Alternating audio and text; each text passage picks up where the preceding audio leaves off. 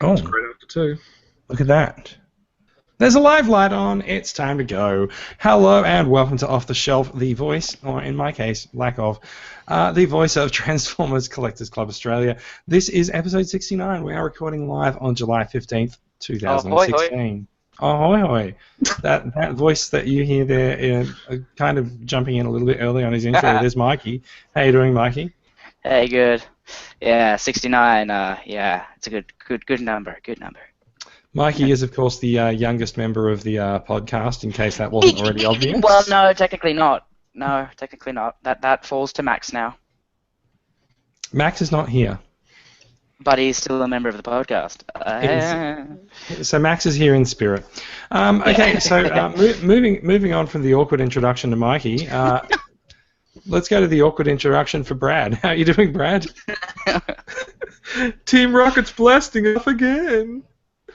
Brad's dropping obscure Pokemon references in an effort to prove that he's still cool. It's coming. It's all coming. By the way, this is probably going at some point. This is going to turn into the Transformers Collectors Club Australia Pokemon Go podcast because and as soon as it does, I'm out of here. I've been out there playing a lot this week. John's been out there playing a lot this week. Mikey's been out there going, "What the fuck are all these Pokemon people doing?" Why are these people constantly walking into walls? And I've been dodging them, working across the road. That's it. Driving a truck. Yeah. And for my intro, I'm John Ryan. Got to catch them all. So just Transformers podcast episode 69. just for reference, John actually has got to catch them all, and for him, all of them are basically seekers. Oh, that's right. Exactly. I've caught them all. I am the seeker master. You only think you have. We might talk about this later on. Ooh, Ramjet, hello. I choose you. Okay, I don't have Butthead attack. Fair enough. As Brad takes a gigantic sip of beer on the podcast. We do not in any way. Oh hell, of course we do. Like- We're Australians. We're giving you stubby holders for God's sake. This is a point. I think we may have covered what we've been up to this week. Has anyone got any other news that what else have you been doing? This work's been a bitch. nothing Oh. exciting. Yes, my magazine is I built a currently Gundam. being. Huh? Oh, that's nice. What is that? The one you built? Yeah. Nice. It's pretty big. My magazine is almost complete. I sent it off, I think last Saturday, and it's being typeset and all that stuff now. And then it's going to be sent to the printing company, and then lots of members of TSCCA, everyone who's assisted with it, are going to be getting a copy, and maybe I'll swing by Brad and you guys a copy just for the lols. Oh, you're too kind. FTL. That'd be a new acquisition. We'd talk about it on the podcast. Yeah, exactly. Everyone will get a magazine. It's a rare item for your collection. One in a kind issue of a non-existent series of magazines. Is Okay, it rarer than a Charizard? Good Some question. have said yes, but those who have said yes were swiftly killed. So yeah, no. Meowth. On that bombshell, it might be time for some boilerplate to start the show off. Off the Shelf is the podcast for Transformers Collectors Club Australia. The website is transformerscca.com. You can find links there to the Facebook discussion group, the sales group, the YouTube channel, Twitter page, and of course this podcast. You will not, however, find a link to my croaky missing voice or a pack of soothers. You will find me talking like the Godfather for the rest of the show. I'm sorry. Vinny.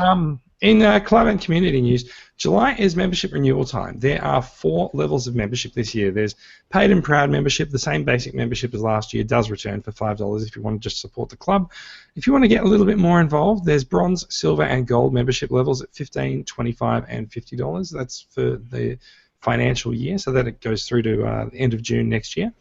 And just a reminder that TCCA is a registered club with the management committee and state representatives that handle local representation of the club.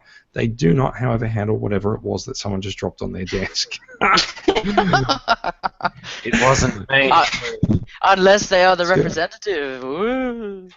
So the positions on the committee and the state representatives are vacated every year for re-election, and those elections take place in August. So if you are a paid member, and only if you're a paid member, can you nominate yourself or someone else, or vote in the elections. So if you do want to participate in the election, please get your membership in, either a renewal or a fresh membership if you haven't joined the club before.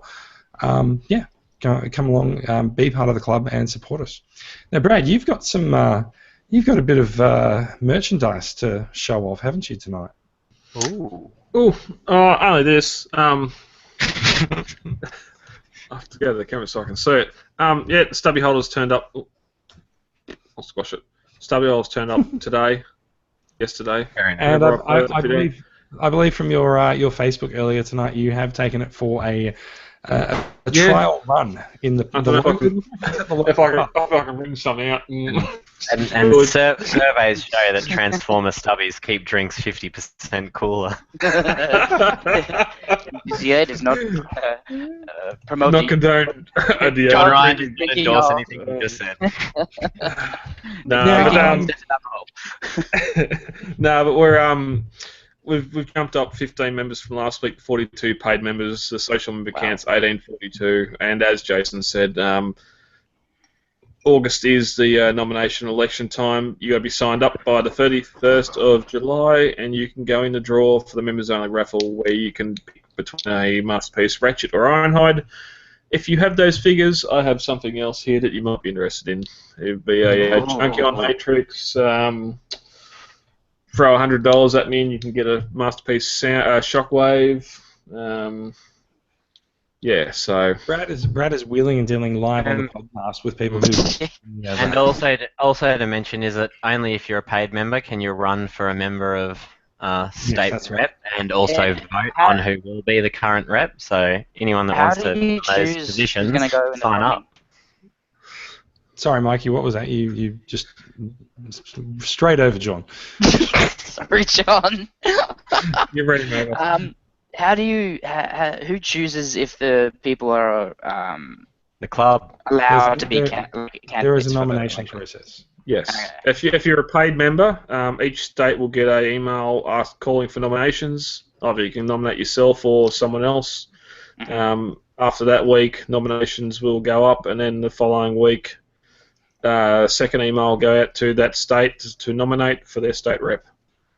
John Ryan, 2016 state rep. Woo! Vote now. John's going to build a wall around Queensland. Yet no one can pay for it. To keep all the other Transformer collectors out. Wait a minute. And they will pay for this wall. No. That's actually, you can't do that because, like, my supplier is in Queensland. We will block Jason out. Vote Mikey Siciliano for New South Wales. We will bulldoze this wall. My goodness, the campaign's been on for 30 seconds and John Ryan's already gone negative. PC also have a warehouse in Melbourne, so I'm safe. Really? I didn't know that. If you know me, you know 2016 John Ryan state rep. Woo! Free KFC for all. Homemade KFC. Okay, right. I think it's time to move on. We've been throwing in a bit of a look back at some of the things that have been happening in the year since the podcast has started. So a year ago today-ish was episode 21. John blessed us with one of the classic Take Your Bot to Work Day picks featuring Masterpiece Grimlock making pizza, which love it. I kind of wish I actually had that photo to hand to put back on the podcast feed, but oh wow, sorry, we don't. Fans Toys announced the long-awaited reissue of Quake Wave, disappointing everyone who tried to sell the figures for $600 the week before. Fans Toys revealed their final Insecticon Forager, who has actually just been released in the last month or so. And we saw the first image of then Titan Wars Blaster, and Brad heard the ROMA. Let's not pick. as people who follow the run sheet will see, the ROMA of a remolded Magnus being turned into Power Master Optimus Prime, which did turn out to be true.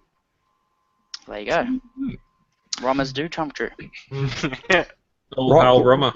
Roma's come true, mate. It's the first Roma to ever come true. Yeah, true. Historic. Write this date down. Let's go. Yee. Yeah. That too. I don't know what just happened. Let's move on a little bit. If you'd be kind enough to turn the camera on my screen share, Brad. Done. That doesn't look like Transformers at all. Yeah, I was about to say, what are we doing? It does not. So these guys are XM Studios now. I'll kill These you, guys man. Okay. Red Skull. The He-Man's not even there. It's not Skeletor. Skeletor. Although now that you've said it, repaint. Yeah, there you go. True that. I shall be repainted. Okay, so to the news. To the news. So the website that's currently on screen for the video viewers is the website of XM Studios, a premium collectible manufacturer, who announced this week that they've acquired the Transformers Generation 1 license from Hasbro. They've acquired a license to produce figures based on Transformers Generation 1. Yay. It's just so sad because they're such nice figures, but I just prefer them to move. And transform. Yeah. No, it's going back to the G1. Well, Hot Toys had their chance, and I know a lot of people have the Hot Toys Prime. It's a nice looking Prime. It's not something I'd pay $400 for, but why Hot Toys didn't make the move to transform? I guess it's Hasbro's fault. You can't. No, you can't. You can't. Yeah, no one can do both. transform. No one can transform except Hasbro and Takara. Competition for the masterpiece. That's the rule. Well, if they made one that transformed, wouldn't they just be making a super masterpiece?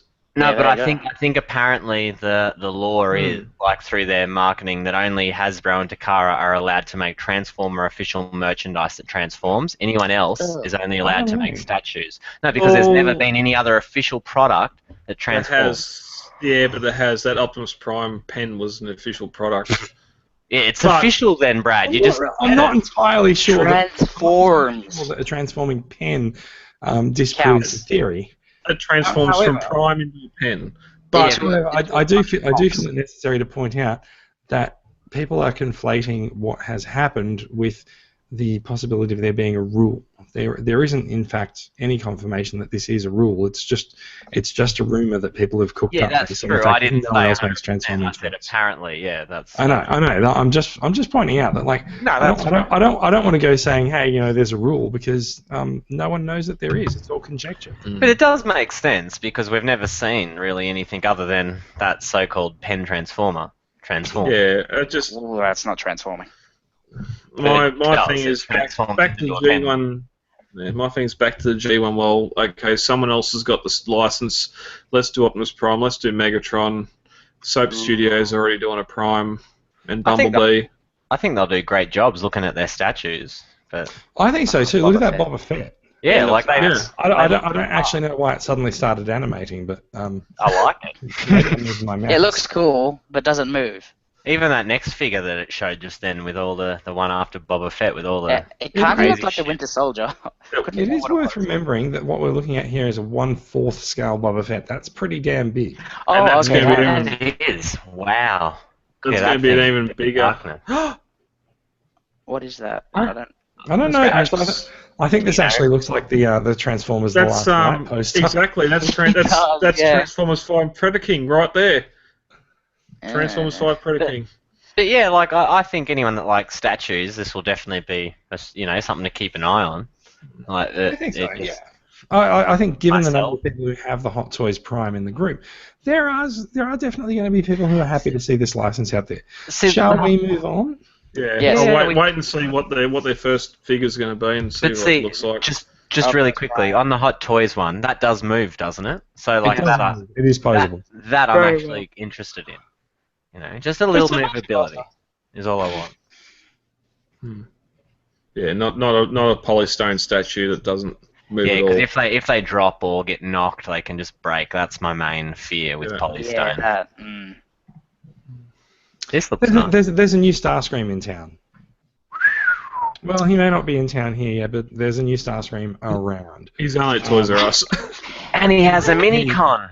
He is, yes, he does. So we are looking at a Transformers Robots in Disguise Starscream, which he's got a very distinctly sort of cartoony feel to him. And in fact, if you look at all of the figures, all the pictures of the figure down the page, there's a big difference between this Starscream and all the others, because his jet canopy is actually on his back. Where the hell did this guy come from? He came out of nowhere. RID. He's in the RID. RID, yeah. I know. So But he's a part of the Clash of the Transformers subline. And I'm not entirely certain why Clash of the Transformers is a subline of RID, but that's where Starscream exists. Okay. Go, Mikey. Well, I've watched all of RD. He's not in it, and I hope to God that they do not. I know. Okay, so I watched all of RD because I said the new season would have like a lot of the original Prime characters, and it had 2 of them. Which anyway, yeah, it is a lot. But it's just like I hope they finish this series because it's just utter crap. It's not. Well, good. it's been rumoured to have a season 4 about to go into production, but Yay! So excited. yeah, I love how Mikey doesn't like this show, but Who does? I like some of these figures. Go back to that picture though that we were just on. No, scroll back up. That face looks like he's been hit with a fry pan or something. One eye looks like a different colour. Looks like he's like droopy face. I'm like, It's what's that going lady on from here? that game you were talking about before. There Yeah. you go. There's a better picture of the face. dare I Oh say, yeah, that's way better. dare I say, he's got Gewalt's legs. One eye looks higher than the other. That's kind of weird, but okay. Also, the thing that I was talking about. Sorry, Jason. No, Jason. People. Yeah, I'm going to call you people 1, people 2, people 3. Okay. Sorry, people 1. Like, where the hell did this mold? Yeah. Where did this mold? Like, there was no news about it beforehand. It's just like some guy just got it. Like, you know what I mean? I think in general there probably is news about this stuff out there. It's just that because it's RID, people tend not to pay that much attention. Well, true, but it's just like it just came out like it's just like a guy's got it. I'm just like, when did we even know this was happening? Like, I do actually recall. So someone posted in the group last week or the week before that they got a Hasbro. I think it's GDR or something. It's one of their global GDO. Yeah, one of the Hasbro global Starscream figures, and it's a division of Hasbro that sort of brings their stuff into other markets, but they do their own thing with it. And so what they'd done is they took the Legends Starscream and they upscaled the mold. So effectively they KOOS'd their own figure and took it into developing markets. And so it's a large version of a Legends figure. And as I was reading about this figure, I found news items that said we heard we were getting a new Starscream this year, but we don't think this is it. So this is it. So there has been a bit of news around there about it, but just not widely reported, I think. Okay, I just came out of the blue for me. It looks okay. I mean, It did for me too at 4 a.m. when I was reading it and happened to find it. It looks decent for an RID toy. You know, none of them look good from behind. But yeah. Who looks at their bots from behind? Me. Oh, you pervert. A lot of people do.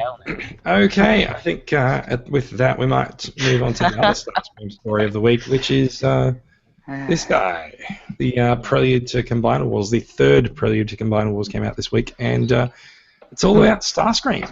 Starscream monologuing like a villain as he flies through the air, and I got to say, so it's as you can see with the YouTube video there, it is a 2-minute, excuse me, 2-minute 19-second YouTube video, 2-minute 19-second monologue delivered by someone pretending to be G1 Starscream without the voice modulation. which Oh. I'm not very Is- happy about. Can No. I ask two questions? So one, was the G1 Starscream voice achieved with, like you just said, a voice modulation? There was some effect on the Yeah. voice, yes. And During There the was whole- screeching. And Yeah. secondly, is the original voice of Starscream still alive? No. No. He's Okay. long gone. Yeah. No, he the whole time he was recording had a pit bull hanging from his balls and he succumbed to his injuries. So that can't be done Sorry, anymore. what? I think Brad's referring to the fact that Starscream in G1 had a rather high-pitched voice. Yeah. But that was his best voice, let's be honest. Like that's what everyone... No, Steve Blum in Prime was a lot better than No. G1 Well, Star. Yeah, Prime was G1 pretty good. G1 Starscream's voice, wasn't he a They're wrestler different- or something? No, I can't. Actually, who did do Starscream? Yeah, I'll I get can't. I don't know, to be honest, totally honest with It's, you. it's different. I'm not gonna Yeah, like, rag and on this. It's now that we're on podcast, I'll still say what I said midweek. Like when it, I'm a huge Starscream fan. Everyone knows, love my Seekers, and KO Snickers have no voice. I knew as soon as it came on. I even seen a few weeks ago when third was going to be Starscream. We knew that it wasn't going to sound like him, and I was already dreading it. And it's all right. It's not bad. I have to say, I feel like the voice acting might be a particular weakness of Combiner Wars. Yeah. That could be from their lack of money. No, not necessarily. It's not that hard to synthesize a voice. Oh, right. Yeah, but if the bass line's crap to start with, you can stick a computer chip into shit. It's still shit. You could get G1 audio and cut everything he said. Yeah. He's probably said enough words to The bloody guy's script guy's an name entire is show. Chris Latta. Chris Lauder, yeah, that's it, Chris Lauder. He also voiced Cobra Commander. Yes. Oh, really? Yeah, he sure did. Yep. Yep. Epic. They sound so similar though. Like. Yeah, now that you say it, it's like They Yeah. actually do, don't they? it's like that thing in Family Guy when like the Doctor and like Lois Yeah, dad the- get together and they're like, we sound the same. It's like, yeah, we've just never been in a scene together. And then there's that one thing where that the store owner goes in and just like, hey, I'm gonna do the guy from Bob Burgers. Hi, I'm the guy from Bob Burgers. Hey, I'm gonna do that guy from Archer. Hey, I'm Archer, because it's all the same voice actor. I'm cutting you off. You lost us. Yeah. Are we I gonna have no watch? idea what we're going. Are we gonna watch this Prelude and talk about it? We are not, because it will get us into trouble with YouTube. Yes. No, We'll we get just don't flagged. watch it. We just don't watch it online. Yeah, I don't think We've we all do. watched it anyway, so it doesn't Yeah. matter. We don't have I to don't play have it for to people in the listen. podcast. Yeah.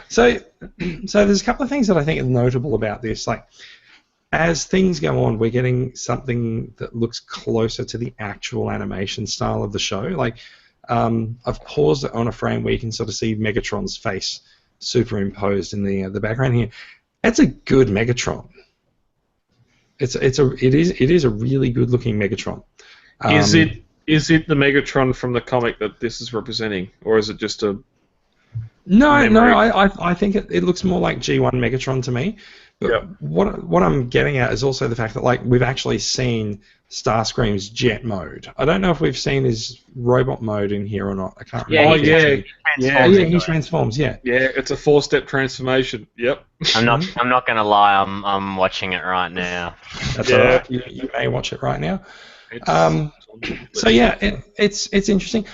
I kind of like the fact that it plays with you a little bit. Like John's been saying all week that it's a little bit Top Gun, which It's so I think goes mainly to the music aspect of what's in there. But it also shows I think it shows an interesting side of Starscream, because he's flying through the air, and you assume that this is on Earth because of the clouds.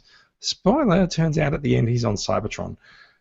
Who knew Cybertron had clouds? that makes no sense. It has no atmosphere. Well, it does See, now. It does now. now.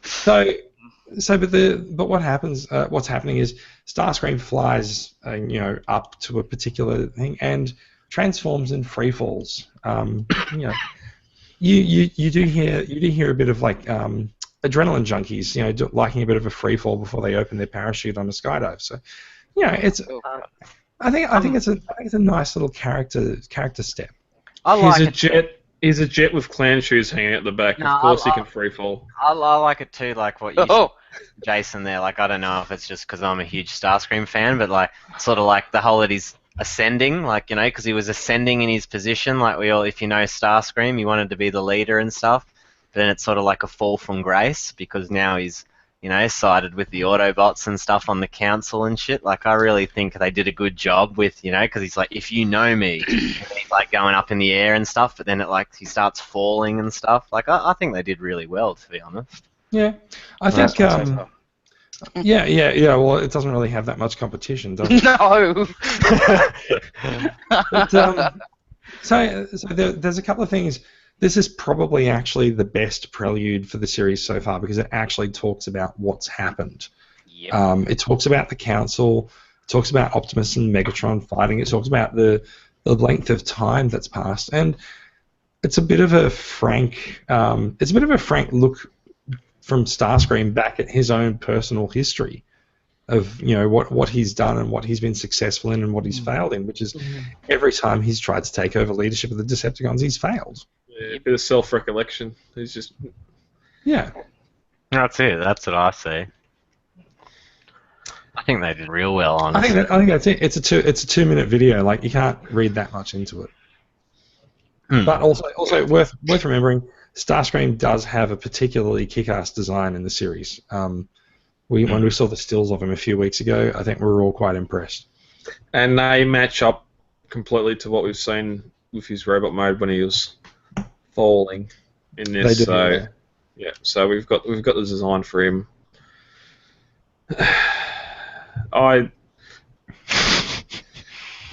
You say Top Gun, I can say Back to the Future 2, Flying Through the Clouds. You can pick whatever you want out of it. I just... Starscream, it's your kid. We have to go back. We've got to go back in time, Starscream.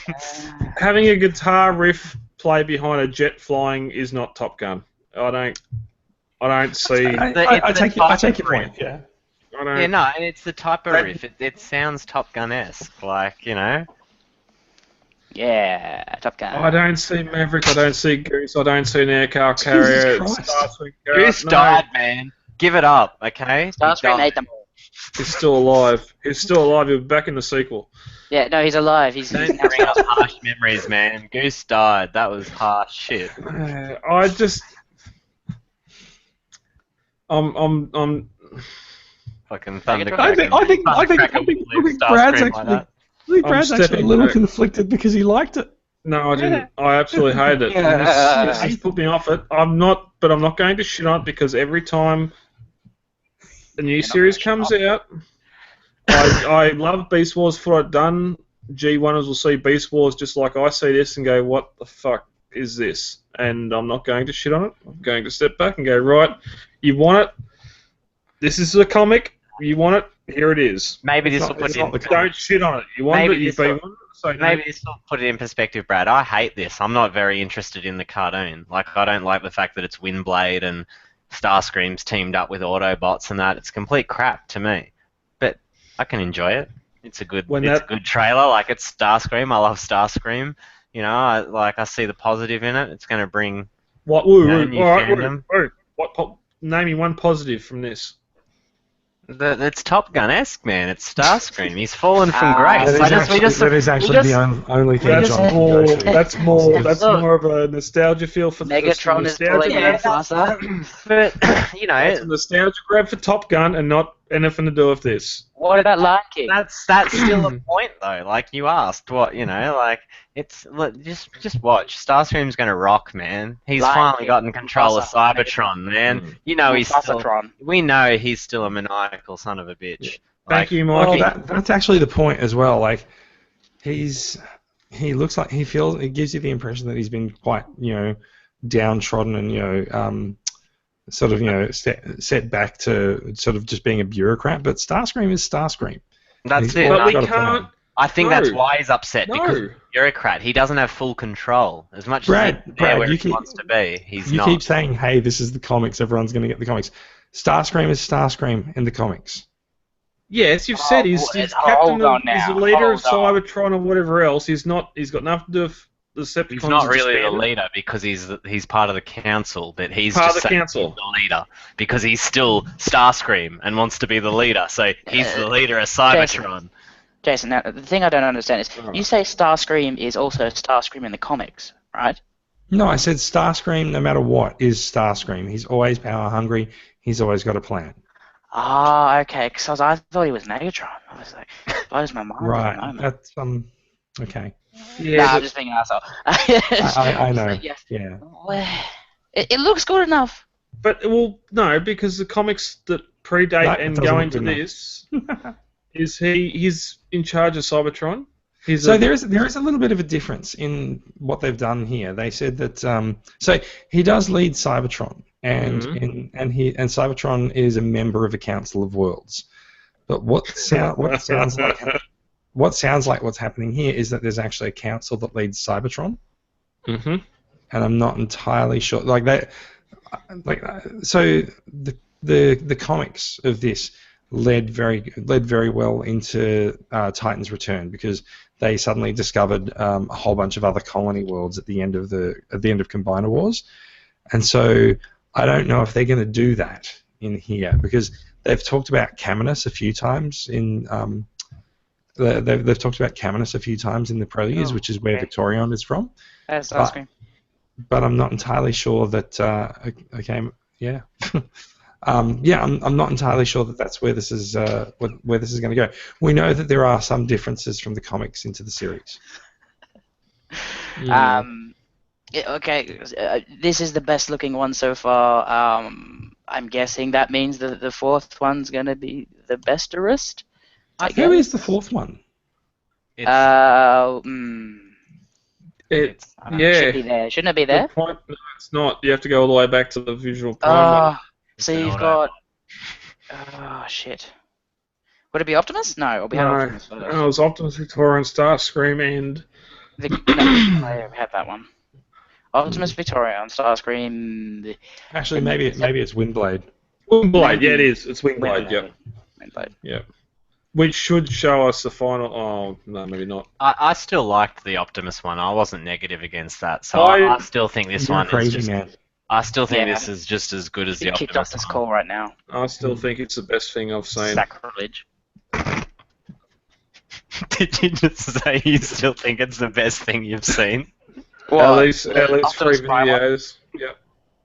Oh, yeah, okay. I thought you said the Optimus Prime one was the best one. I was like, what crack are you smoking?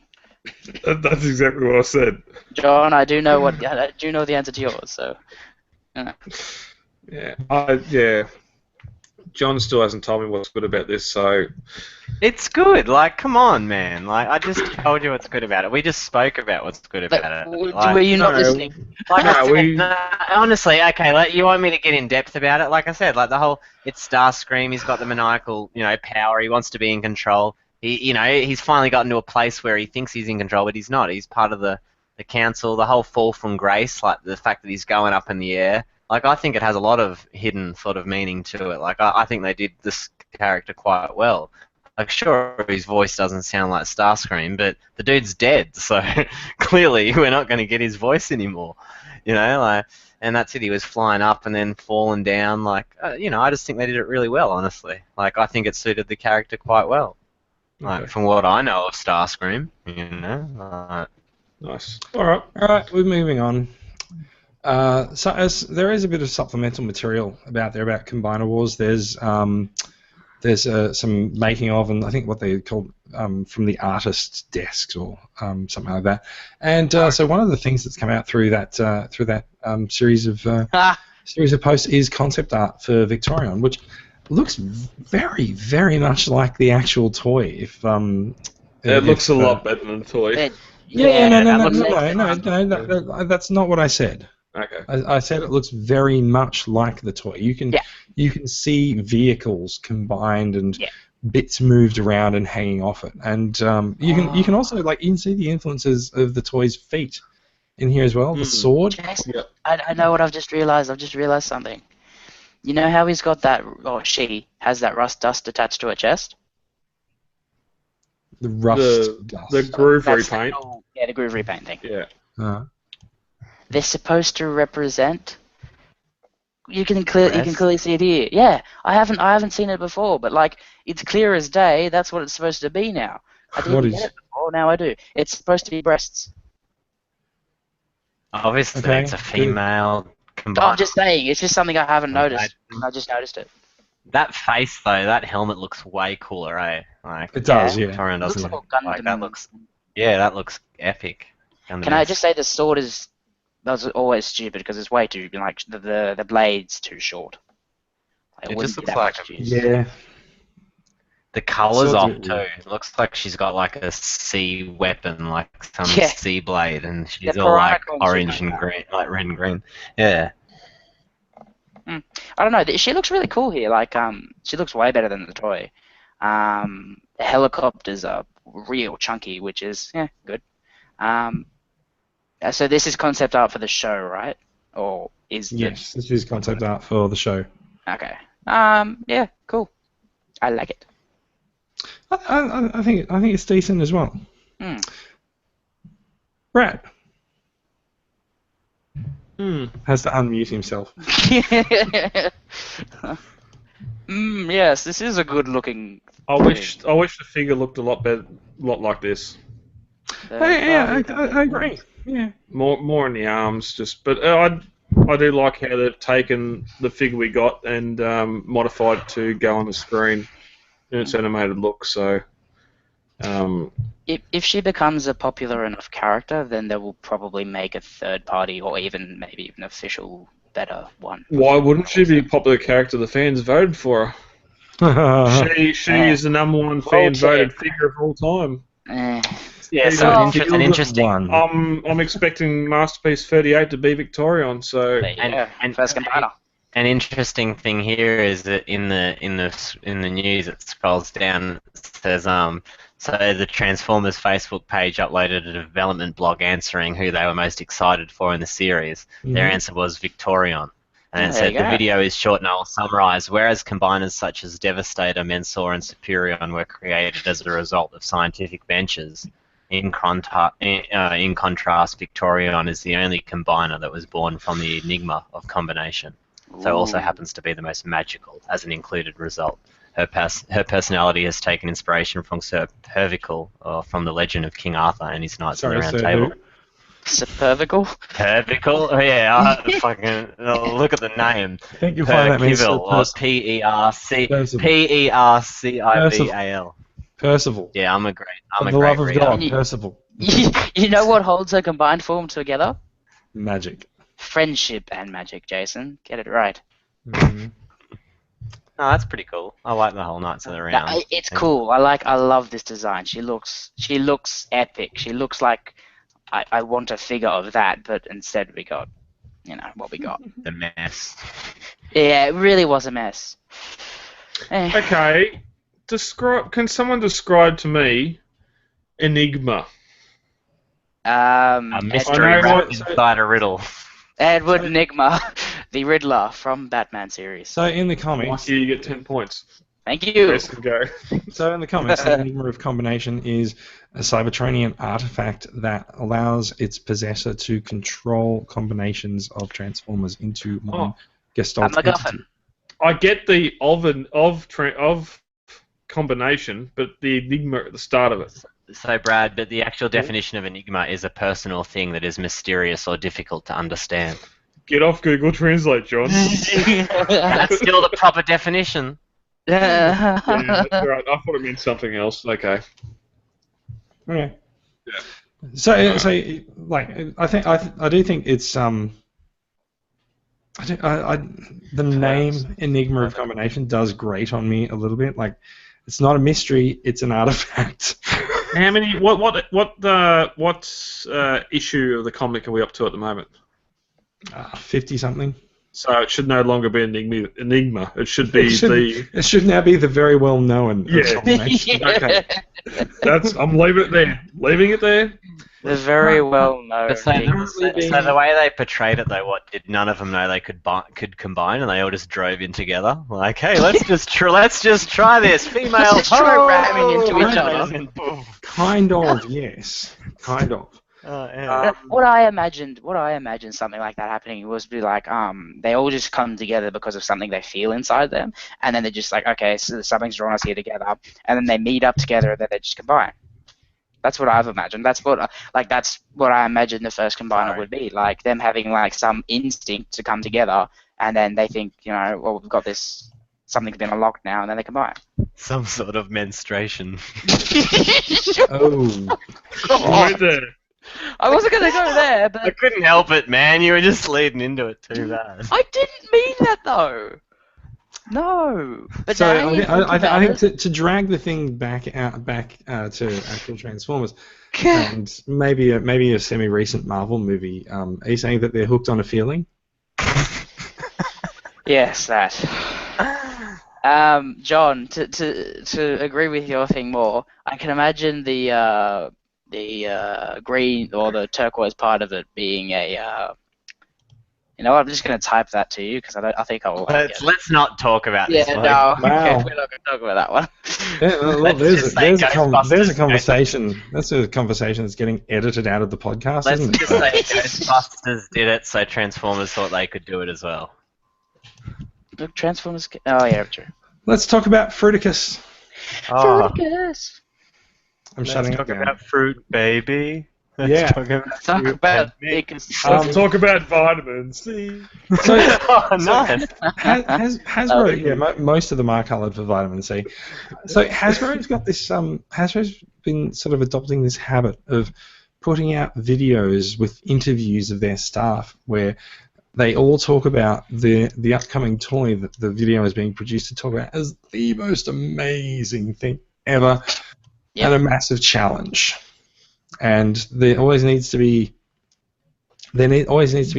some kind of reason and philosophy and perhaps a personal struggle in order to get the toy finished. So in this edition, Transformers, the official YouTube channel, uploaded a designer desk video featuring design manager John Warden. You can see him pictured here holding G2 Bruticus, and he talked about the philosophy behind colouring of the G2 set. So he brought the loud colours and camouflage pattern back from the 1990s, which is kind of what you would expect of a G2 toy. So That's good to on see you, you that far good on back. you for doing your job. Yeah. Good on you for reading a script. Yes. Was Shockwave meant to be able to be attached to Bruticus's back as a cannon? No. It's a storage clip or storage place. Well, not in this ad, it ain't. On his back. It clearly folds forward as a front-facing cannon clicked on his back. Oh, that's probably all right. It probably just sits there or something. I don't know. But at least they did something cool with the Shockwave. They made it. It's the color of the It's Action got some Master interesting one. colours. Yeah. Yeah, it's the Action Master Shockwave. So I mean, It's if a that's playability. Playability of it all. repaintability. So this guy should actually be out in the next month or so, I think. This is actually, besides Takara Superion and Takara Menasor, this is the only other combiner that I've actually been looking forward to and buying. He's just too fruity for me. He'd get shot in a mile away. He'd just jump out of the bushes and he'd just be shot straight up. They just shoot him for being so colourful. You go, you know what? That guy's getting knocked out. That guy's getting knocked out first. How? Gabe Pridicus. Yeah. But It's definitely for summer only. I love G2 colours, but that's just, it's crazy. We've got the Menasor and Superion already. If that's what you're into, Jason, or not. G2 Superion's great, I think. Yeah, it's cool. I think G2 Superion does look good. I've got Takara Unite Warriors Superion and Menasor, so there's no G2 colours amongst them. Fair enough. That's the best Superion. Yeah, no, it's a great Superion. And I think we're done with that. Yes, I think we are. There's a couple of new Takara Tomy Legends figures. This is so Legends is, as we always explain, and still we're confused.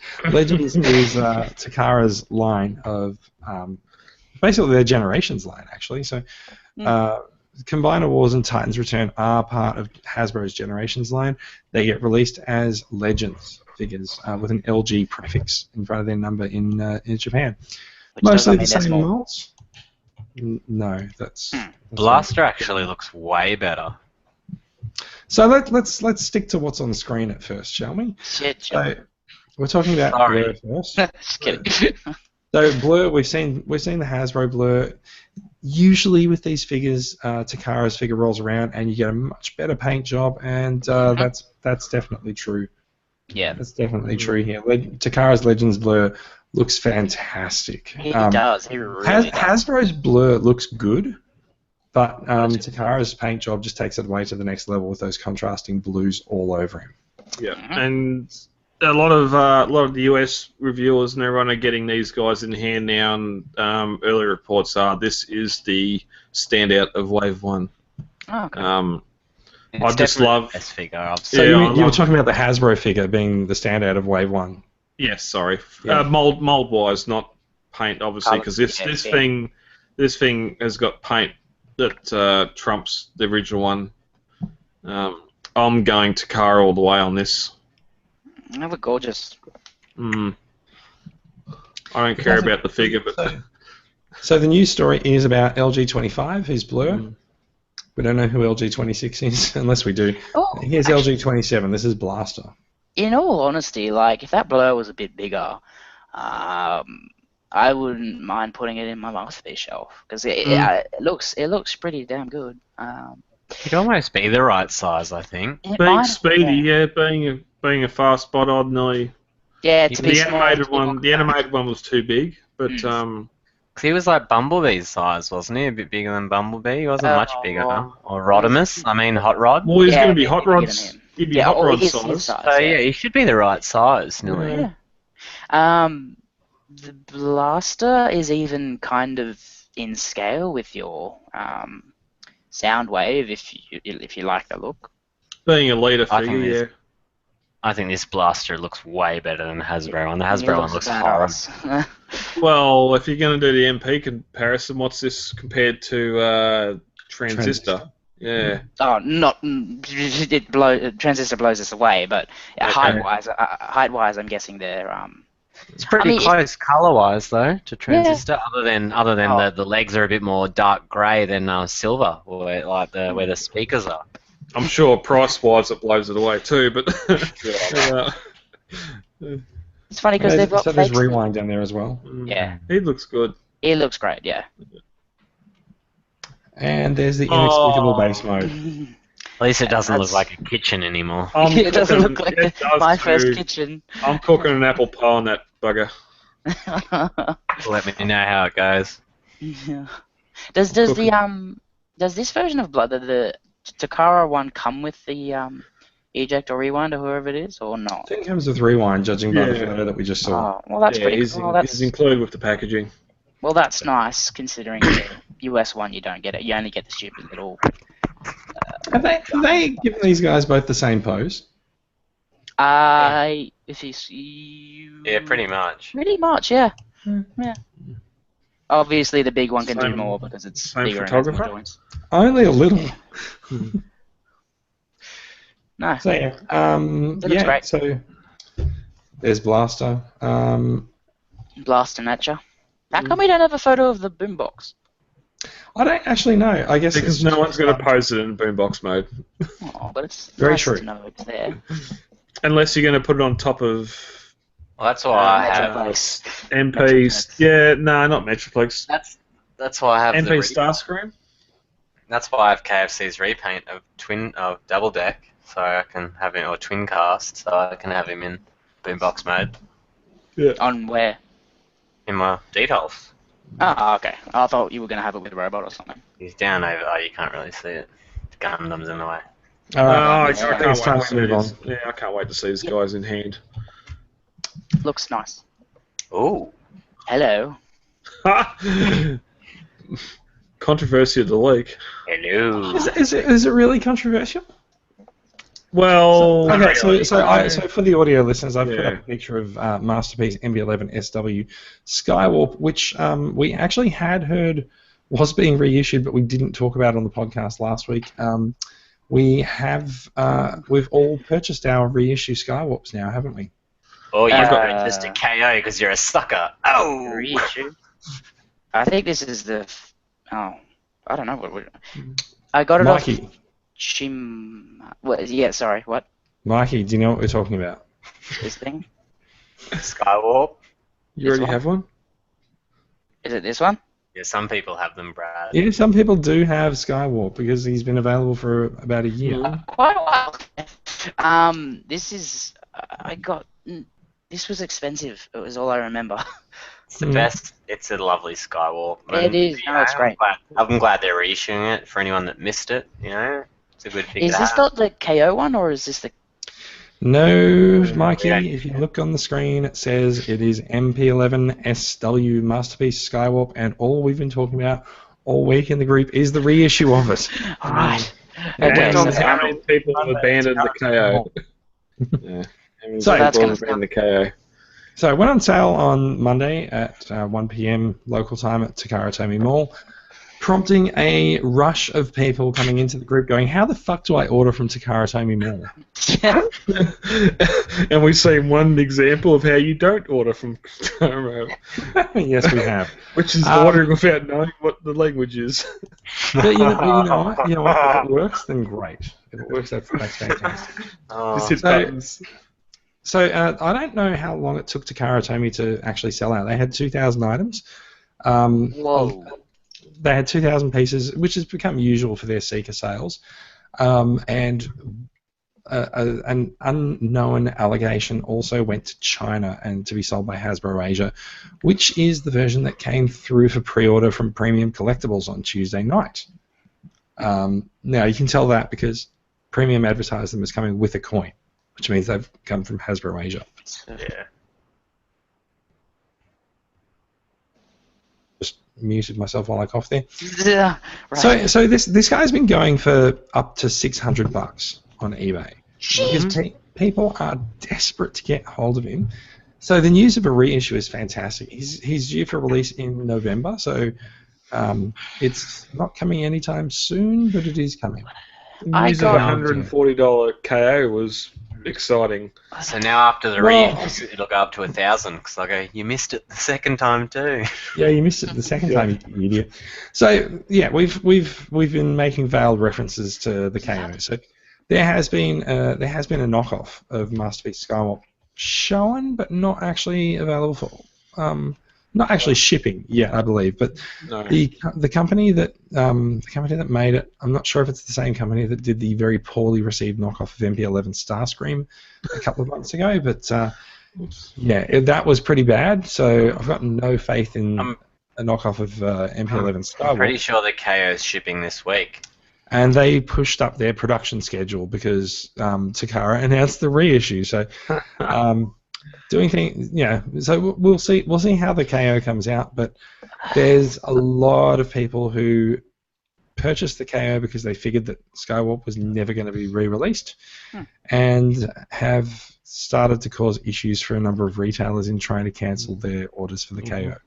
So, I got mine from like a Japanese site, I think. And this was probably about almost a year ago, and that was $300 shipped. Is that right? good or, yeah. But will it be more now, or? I paid $350, I think. So I have paid about 200 shipped. Nice. Where'd you get that from? Oh, the new one. I ordered it from Takara Tomy Mall. Well, there you go. Well, how come you're not telling everyone else how to order from Takara Tomy Mall? I did actually tell people how to do it. Oh, well, there you go. Okay, I didn't know that. Sorry. I paid leading the group this week. Yeah, if you joined the group, Mikey, you'd know this. Yes, I have. Totally. Yeah.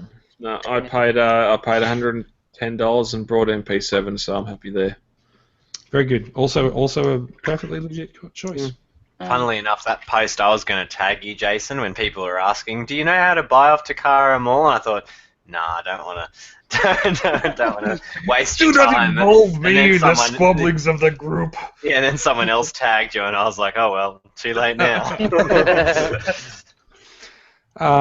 So basically, for reference, for people listening, just like buying things from the States and sending them through a freight forwarder like Com Gateway, which is what we were talking about on the show last week, if you want to purchase from Takara Tomy Mall, they only ship within Japan, and so you need to use a freight forwarder. One of the better known freight forwarders that I've used in Japan is Tenso.com. They're designed to be used by English language speaking people, so they have guides that tell you how to fill in your shipping address on Japanese only websites. And so they basically say, look for these symbols, because it's a bit difficult to say look for address translated to Japanese. You kind of have to just show people. Yeah, that doesn't work. So Tenso has very good guides that say, right, enter the value from here into here. Press that, and then look for a button that looks like this. And so essentially, they tell you how to muddle your way through ordering from Takara Tomy Mall. Google Translate also helps because it will translate field names. But a lot of people get caught up around the translation of their name, and so it's quite hard to excuse me. It's quite hard to explain, but you essentially translate your name into Japanese, and it comes out, if you translate it back to English, it comes out as like your name. So my name. So when I receive emails from Takara Tomy Mall, they're addressed to the Japanese version of my name, which when I run it through Google Translate comes out as Jason Murray like. And so that actually trips up quite a lot of people, because if you just put your English language name in, then Takara Tomy Mall is like, nah, we're not shipping to that name. You have to be Japanese. What's going on, Brad? I was just gonna say, you gotta look for the classic symbols of the hole-in-one, the crocodile, the Pizza Hut, and the tree. I got no idea what's going on. Yeah. We were talking about ordering from Japan. Yeah, no, that's. You're talking about Japanese kanji. Kanji. Yeah. I see. John, were you like ordering like as soon as like Jason was like explaining it? What were you doing? It just looked like he was going, oh, okay, so this is how we do it. Oh, right. I'm recording this for posterity. I'm going to get step by step right now. I'm going to beat everyone before this goes live. Shush! I can't talk. Yeah. So there's one other thing that you have to do. Well, there's one other thing that is highly advised for you to do if you want to order from Takara Tomy Mall when pre-orders go live for particular items. Have money. Have money, sure. There's two things. That helps. Our three main things. There's 5 things you need to think about.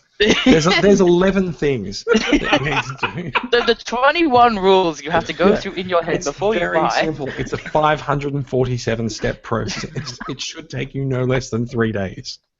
Yeah.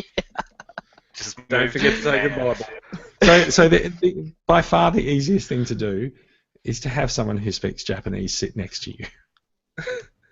Which is what I did on Monday, and I just had a friend sitting next to me going, push that button, push that, hit Google Translate, yep, that looks right, now push that button, enter your credit card in, and you're done. And then I checked my email, and I got an email from Takara Tomy Mall saying, thank you for your order. Epic. They should do like a service where you just like rent an Asian for an hour, and then they just go through how to buy toys. And then we just hit that line. Yeah. I think we already lost all the female viewers, and now we've lost everyone in Asia. Yay! While we're on live stream stats dropping. While we're on that theme, Mikey, you don't have a Asian masseuse or anything near you? Go into your local shopping plaza, and have I've them got a in there. Happy Endings one. That should be fun. Yeah, but don't pay him $50 to give you a massage. Pay him $50 to look at your laptop screen while you're typing. Order this for me. But do I get a happy ending after that? You will when it turns up in the mail in 6 weeks' time. Oh, well, there you go. So I will also just point out that if you do use, I'm pretty sure Tenso has a buy it for me service, so you can ask them to go and buy it for you. But yeah, I'm not entirely sure how well that works with items that go up for pre-order on particular. We don't know how urgent they're going to go buy it for you. Yeah, I don't know. So, and it's the same thing with Com Gateway. Like they have a service to buy it for you as well. Like It's a PC sale. Huh? If it's a PC sale, you're screwed. No, I'm talking about Com Gateway. So like if there's something that goes on sale in the States, like if there's a device or something you want from Best Buy, or if there's a particular toy shop, they will go and send someone to walk into the shop and buy what you want and then ship it back to you. That's insane. Yeah, they'll buy buy stuff online. They'll go into a shop and buy it for you. I mean, you know, it costs money the more manpower that it takes. But you know, if there's stuff that you really want and you can't get it from there, they will go and get it for you. So yeah, it's a very common service with freight forwarders to not just forward freight, but also provide some sort of shopping services. Oh, wow. So who managed to procure themselves a Masterpiece Skywarp reissue, either direct from Takara Tomy Mall or from Premium Collectibles? I have a feeling you did. Well, I did, yeah. I've already got. Yeah, me too. Mikey has no need for it. Brad? The club got 4. Oh. Oh, hello. Oh, so not. I'm guessing not 4 just for you. No, the club to sell, probably. Oh, all right. What do you have to buy them from the club then? Nah. If you're getting one. No, I didn't buy any. Okay, so you're gonna put them up for sale. That's nice. No, the club didn't get any. Oh. Oh, so you just made the whole club get excited, and then you just Brad actually just lied. Yeah. I just wanted to make Mikey look like an asshole. If they very easily done. If they want to try and push these figures for the price they're asking, then they can. Yeah, if you brought it, good luck, good on you. Brad doesn't think it's worth collecting. it, but it totally is. This It's a is nice known figure. as retailer squabbles. MP11 was at Walmart for $65. This should not be $200. Yeah, but we don't have Walmarts. Doesn't matter. That doesn't matter. It's It's $65 Takara. US. And that's Yeah. about 1,000 Australian dollars, Brad. So I think. Yeah, but you get Moving two on. of them sent over two of them sent over from a friend. You're paying $2.6 million. You're fine. Next. We're a rich bunch. Nice. Okay, Yeah. all right. It's the mines. We all work in the mines. Oh, yeah, too. We'll make thousands a week. Oh. Mm. Hey. Vans Toys announced this week that they've got a Springer in the works. He is FT19. His name is Apache, and you can see their mock-up of him shown on screen to the left. For some reason, with a bunch of dirt spread over the picture, which we don't really know why, but that's okay. It's to hide the fact it's a CG model. I think this thing looks horrible. They added CG dirt to hide that it's a CG model. Dude, you think it looks bad? When it's transformed in that mess of a machine that it is, yeah. But that's what it's supposed to be. A mess In of what- a machine. Look at that. That's What is they that? are. What is car that? or That's what her? Both. Both. That's One, what the you helicopter are looks like it's wielding jail cell windows. Can I just say I do feel like the difference between the car and the helicopter is Not a lot. not a lot. No. Yeah. But come on, this It's is what 2.5 he's changer. doing. It Yeah, looks like some Frankenstein hot rod dragster and then some jail cell box helicopter. I do think it's pretty consistent with the G1 figure. Yeah. Yeah. Do you not know who Springer is? I do know who Springer is, and that does not look like it to me. Okay. I think it does. Just I think it definitely does. I That think it looks looks like gorgeous. it. Bot mode looks good. I'm not a super fan of the chest design. That's all. Yeah. Yeah. No. I'm all It's a bit understanding to keep it G1, but like keep it looking like a vehicle. Like you know. That's No, what do you but- call Cup? Cup's not a vehicle. Wheelie's not a So vehicle. it's interesting you mentioned Cup and Wheelie along with this because Because They they're look behind me. more like vehicles to me. But this is a problem with the G1 figures because the original G1 figures looked like recognizable Earth vehicles, but the guys who came in the movie, Yeah. they're all futuristic vehicles, and so they don't really look like vehicles. From the They would look- future year of 2005. Yeah. Well, it's 2016 and I still haven't seen a vehicle like this. Yet. Well, you haven't been buying G1 Springer for a while, have you? Exactly. I sold a G1 Springer not long ago and it did not look anything like it. Just for reference. Yeah, look at that grill. Look at that grill. Look at that grill, boy. Yum, yum, yum, yum, yum. That doesn't actually. Go back to that. That doesn't look like that. Brad, I think you need to actually make your screen the main screen if you're going to do that. I see. That helicopter looked better than what this Fans Toys thing did. Oh, we noticed that. Time travel. That makes me. Okay. How did that happen? Brad's going back in You time. can Google G1. Yeah, there it is. G1, I can see it now.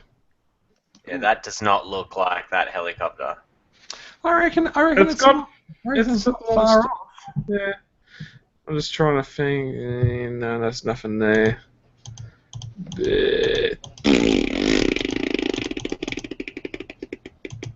Go back a bit. There's a grill. And you also haven't made your screen the main presenter. No, No one else can see it. Okay, so yeah. The grill is. Sorry about yeah. It's obviously taking cues from the toy and the cartoon. Obviously. Yeah. Yeah, that's fine. You just can like it as much as you want. Like, I wasn't having a go at you guys liking it. I just said I don't like it.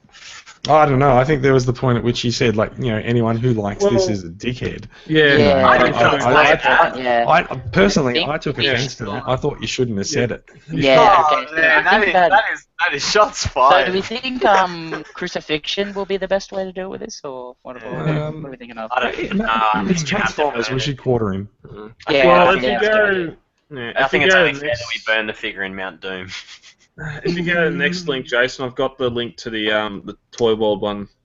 Is there a What will we say digibash? that? Someone did a digibash. So before we move on to Okay. the next Springer, we will talk about the unexpected Panda Digibash, which does lend a more interesting colour scheme to the figure. Is no guarantee of what Fans Toys Oh will yeah, do. No. Yeah. But it's taking what we know from currently or previous figures. I think it adding looks. to it. Interesting thigh swivels. What? Oh yeah. Thigh swivels. Mm. Not really unusual for Fans Toys. No. They've happened quite a lot. Okay. He looks great. I kind of feel like the legs are a bit boring. Yeah. The what do you call them? The thighs. The calves are a bit chunky, but then again, it's a triple changer. Does it need to be blue? If they were green, maybe? Well, that's again just going back to the They're character. not blue.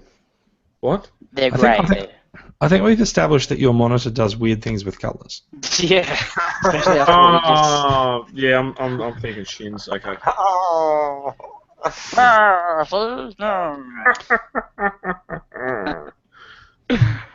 Nah, I like it, and people will hate it, but it's Fans Toys. It'll I'm just come going out to save nice. my comments for the next bit of news. Oh, okay. For those So- who listen to the Off the Rails next week, we are all about Fans Toys.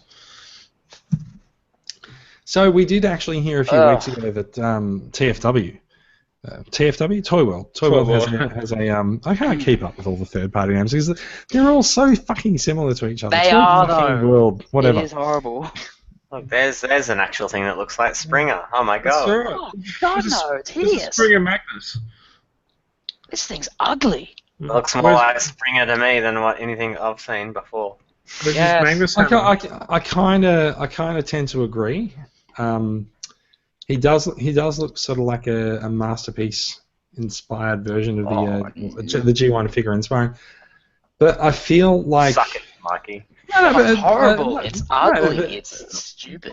It looks like So- the cartoon, which Jesus is just Christ. like It the does cartoon. not. Look at those shoulders. They It go on doesn't, it forever. doesn't look like the cartoon. That shoulders look like the G1 toy to me. Yeah, toy, cartoon. So With what we're talking You were about. just saying before, oh, it's all like the toy, it's like the toy, and now that we switched to another one, you're like, oh, this is like the toy, oh, crap. So there's kind of crazy amount of panel detail going on this guy though. Like, what the hell is that design on the chest? Yeah, that's a bit. That is ugly as sin. It is. Yeah. That's actually the map to where the transformation cog is hidden. Yeah, it's actually circled. Yeah, there is. It's Left cheek. Oh, Still dude. looks better than that other thing we Oh just. God, no! This is garbage. This is absolute garbage. So I'm not interested in this at all. Nah, it's garbage. Yeah. We've got 2 coming out. You take your preference. I mean, I'm not going to Show us get the either. vehicle modes. Be happy you have choice. What are the vehicle modes? So you don't really have that much of Yeah, a shot of vehicle modes for this guy. Yeah, What is nah, that it's shot of only- there? Okie Yeah. dokie. It's So you only can see you right up have the top of to- this. Nah. So I reckon this version has much the same problem with the vehicle modes that Fans Toys does. Like the It looks difference between car and helicopter is not that great. Same as, Rotors and wings. Yeah. Well, I mean, look, the Generations one is great, and Mhm. that doesn't look like any helicopter or any car we've ever seen. It's an updated version, yes, but if you get, it's the source material that you're going off. It's like Springer looks like that, like it does. Yeah, it does look that version of the Toy World one as well, but it also does look like the Fans Toys one as well. And yes, Well, I it's in bot mode. In bot mode only. Alt modes. There's some Bot mode. artistic. There's some artistic choices in both alt modes. Yeah. That Yeah, there's artistic license at play in all. yeah, all of course. Yeah. But at the end of the day, Springer doesn't really turn into anything that we know. He turns into a what Yeah, 1986 he does. He people turns into a kick-ass character. at least get a character, yes. But Can we also pay a bit more attention to the head sculpts on these? Because I do feel like Toy World's head sculpt is a little bit more Springer than Fans yeah, Toys. definitely. I was going to point to the helicopter. It's only a CGI, but yeah. I was last going two to point. At least it comes with a sword. That's the helicopter blades. yeah, it will. Don't worry, the other one will. Fans Toys normally nails it, but the last 2 Fans Toys, both that Apache and Blitzwing, I just haven't been very impressed, eh? Because they're a CG model. Wait until the toy. Wait until you see the prototype. And that's true. I'll admit. I'll wait till I see the figure. But from all the CG renders, they have not done anything for me. You'll eat your words. Don't forget, it was only 2 or 3 weeks ago that we've seen the Toy World Springer images in the Figure King magazine or whatever that magazine was. So if they've had it on the drawing board and they need to get it out there to say yes, we're doing this, just like they done the Blitzwing, then they're going to put the CG model out and. Also, Fans Toys, where are your Galvatron and Hot Rod? They said it was going to be a year when they announced it. Yeah. Fans Toys figures you're waiting a year. If they announce this won't be out until this time next year. So Yeah. This time today. If you look at the next bit of news, But I can wait for both their Galvatron and Hot Rod because I think they look better than what we've got officially. So Yeah. Um, yeah. John, you said look at the next Oh bit. yeah. yeah, if you look at the next bit of news, and then it says alt modes for the Toy World, obviously. Yeah, That we was, looked at Bring that. on. It's Yeah. just a little glimpse, but to me, that little glimpse still looks way better than that other thing we just saw. And I'm not honestly trying to stir you, Mikey. I'm really not. That other thing to me honestly looks like a mess. That at least looks decent.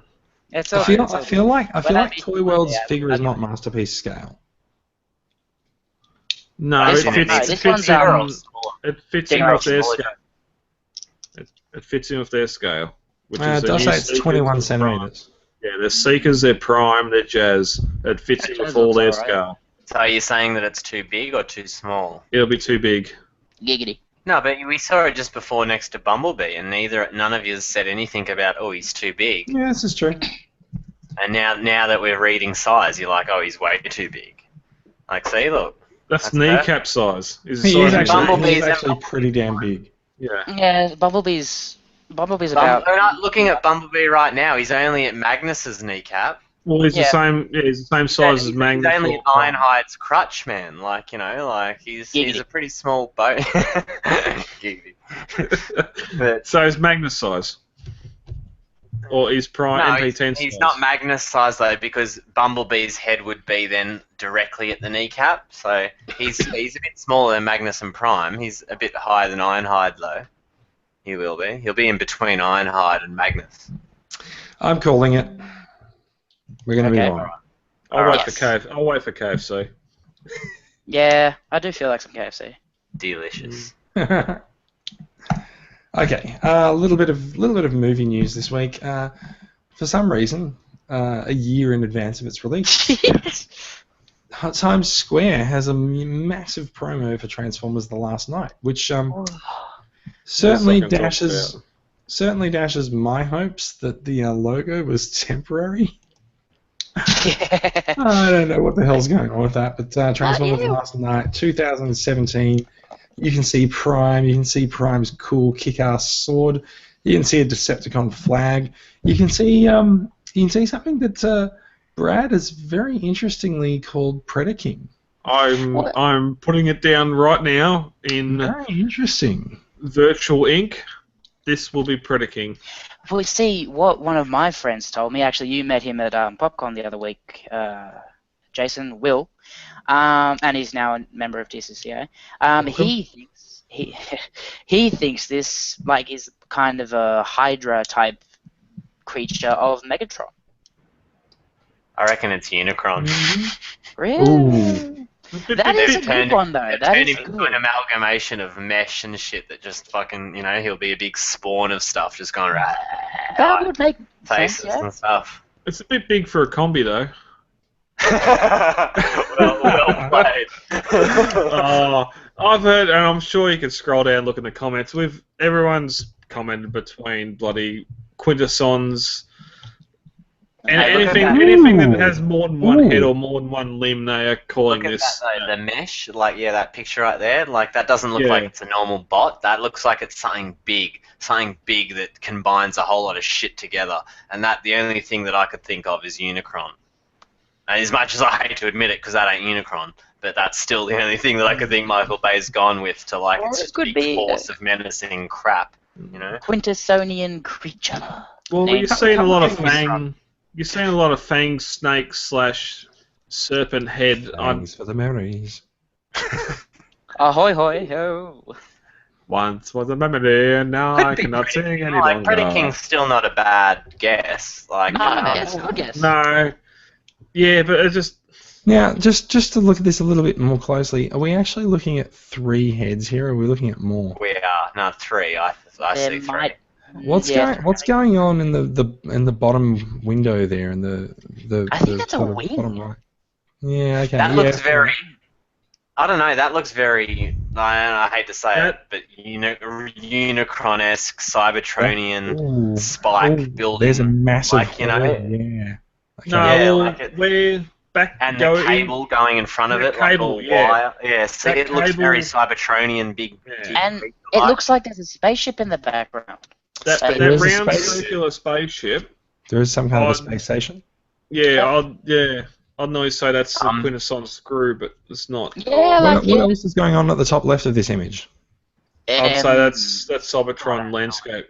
Yeah, that's... Yeah, Cybertron, yeah, looks like Cybertron. And if you look down the bottom, you've got our landscape. Yeah. And the sword, yeah. Cybertron's been in that atmosphere the whole time. Decepticon. No, hold on. Oh, no, it's just a Decepticon symbol with a V in it. Okay. It's nothing new. Yes. As I learned a couple of weeks ago, V stands for Episode 5. Movie. Yeah.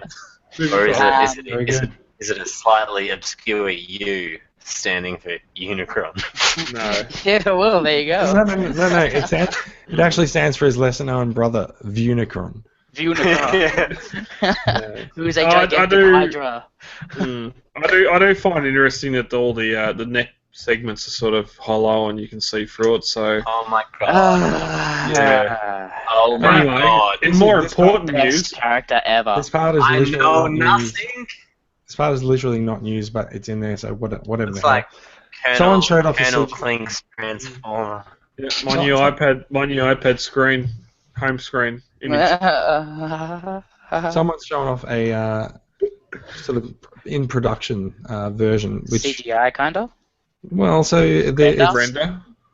It's a render, but it looks like it's in the middle of modeling and production. So he's not casting a shadow in this shot. So it's clearly interesting because that render looks nothing like the physical copy that we saw Michael Bay sitting next to, and you just would have thought that it would have taken some aspects of that physical copy that they've made to render over.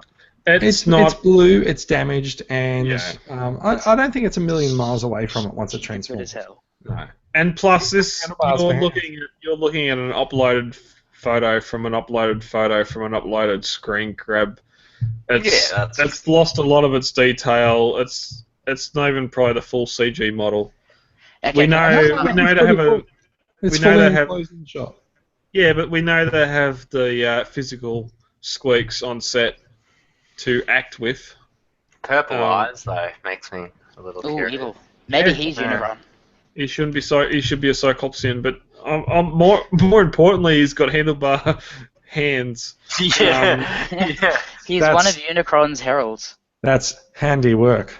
Yeah. Ha ha ha ha hoi hoi. Can I ask a serious question here? Does anyone actually like this thing? No. I mean, I haven't seen him fully, so I can't say I hate him or like him yet until I see what he fully looks like. What part of this image is not on my iPad home screen that you understand? I love Wheelie, man. Wheelie is the best Transformer ever. I don't care what anyone says. Oh, G1 Wheelie. Fucking- if they make a 1/1 scale Wheelie, I would pay big Oh money. man, and I know there's a couple of customs out there, but I do not have $2,000 to buy that custom. Yet. If they made an official and put $2,000 on it, I'd save up. God. I just want to see a Vespa with twin headlights. No one's been able to do it yet. Brad, we went through this last headlights. podcast. No, there was a. Okay. Okay, I'm calling it. We've done that before. Yeah. Excellent. Yeah. We're not going back to that well. And that's it. That's it. We're done with the news. It's time to talk about some other stuff. I thought Brad was going to talk longer, saying he was saving all his thoughts for the movie talk, you know. Turns out that Brad I just actually did. gave a lot of his thoughts during the rest of the news. Yep. I didn't need to talk about Starscream dragging his feet behind. How many Starscreams can come out of an F-14? Obviously Sounds like about 32. 30,000. 32. Sounds like how many clowns can you fit in the Starscream? Yeah, last Yep, time I checked, that's about exactly right. Because I see one set of clown shoes hanging out the back of that figure. You choose the weirdest things to fixate upon. Hmm. Okay. Let's talk about some new acquisitions. Let's let Jason talk about No. his I'm going to go last because mine I think leads into some feedback. But Mikey, what have you got this week that's new? Okay. Well, Come on! no, it's just three things. I had a version of this guy as a kid. He is Cybertron. He's a repaint of. Ooh. Get back there. Is it a repaint of Cybertron Armorhide? I was going to say, he was in the Revenge of the Fallen line? Movie one. No, first movie yeah. one. Sorry, Movie All one, Spark series. The All Spark series. Yeah. So, I mean, it's a really cool truck, but then you've got this thing. It's not obviously meant to be a tow truck, so I just find that stupid. But I had this guy when I was little, and I have no idea where he went. And he's a super cool little figure. I'll just transform him quickly here. He's simple as. He's from Cybertron repaint. And this is how simple. I actually got this at Collectomania from. He looks a lot like Power Master Optimus Prime's cab. But He's a little dude. It actually reminds me of a Transformer version of Bane. So as you can see, that's him, little stumpy dude. Very bad. And the coolest part about him is he's got, of course, the Cyber Key. And this guy's an Autobot. He doesn't have an Autobot symbol on him. This whole line, I don't think they actually had symbols on them. But they had like figures from Energon and stuff like that. This guy comes with. By KOs. It's not a KO. It's a Sector 7 key, but it looks very Decepticon-y. And in fact, you can't see it, but it's a Decepticon key, so I don't get it. Anyway, his cool thing Can I have is... that? No, you can't. It's racist. So you get it, and then you go... And then he has 8 missiles out of his chest. Which is quite baby. cool. He's got Yeah. 8 nipples. He does. And his name's Armorhide, and I love him. Oh, and you can also give him his... Artillery strike! Seriously, Mikey, do you need that Cybertronian key? Why? I got a dozen. What key do you need? Oh, sweet. I'll talk to Brad. Don't worry, Mikey. So you're the one who's got all the Cybertronian keys. So that's missing some Cybertron keys. Armorhide, and Yeah. this is the repaint from the guy from Cybertron called Armorhide. Now, I got talked into buying this guy because I needed a Decepticon for my Autobot, which obviously... And there's a very good reason why I bought this guy as well. He's quite cool. His name... There's not enough hovercraft. He looks like a shoe. He kind of does. Look, okay. So he's a little hovercrafty thing. Comes with a little gun. His name in Cybertron was, I don't know, Storm something. But this guy's name's Surge. And he transforms very simply. You know, you just pretty much unfold him and everything. But there is a secret mode that the guy said, oh, this guy turns into something, and you should totally buy it. I'm just like, yeah, heck yeah. These were only $10 each. Mint in package anyway. He turns into a kind of... Turns into a weird, like, lobster-ish, like with a... Crab people, crab. Crab guy. Talk like and crab. To look like people. And then he has this Decepticon key, which you put it in the back, and surprise, surprise, he gets missiles. And then he tastes like crab. Yeah, of course he does. But the cool thing about this guy, and I'll do this off camera, and if we shift him like so, you will be blown away by the awesomeness that is, I think, the first... It's like people. What is that from? Sounds like Crab people. I don't get it. I don't watch South Park. You poor little man. Hold on. This is the tricky part. Just getting him. This is making for excellent podcast. Anyway, really well, is. Marky's... Hold on. Nah. We'll just keep singing. Look like crab, talk like people. Crab. Your first ever Oh, crap. Transformer toilet. He's a little toilet. How cool is that? And the best It's totally worth it. the best thing is, look, I armor want to hide. see Optimus Prime take Yeah. it. Have No, you got someone no, close? I want to see someone Armor squat. hide can sit and take a shit on him. Oh, that's Not even- great. How cool is that?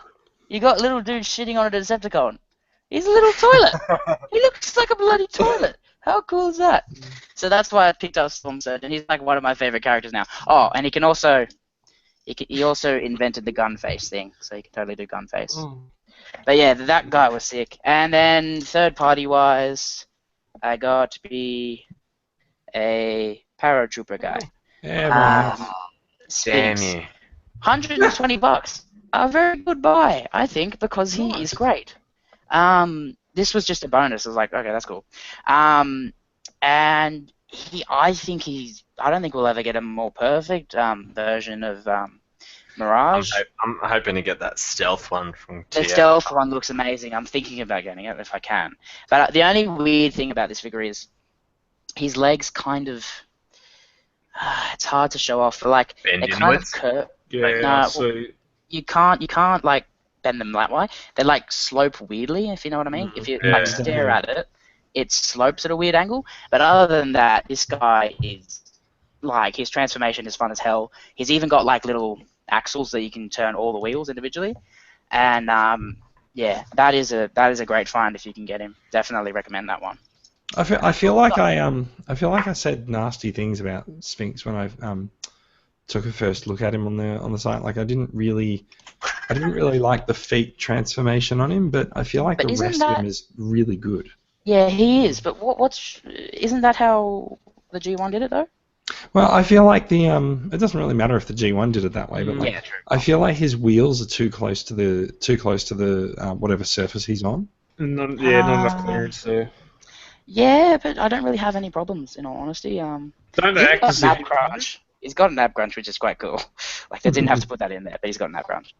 don't the wheels Sorry.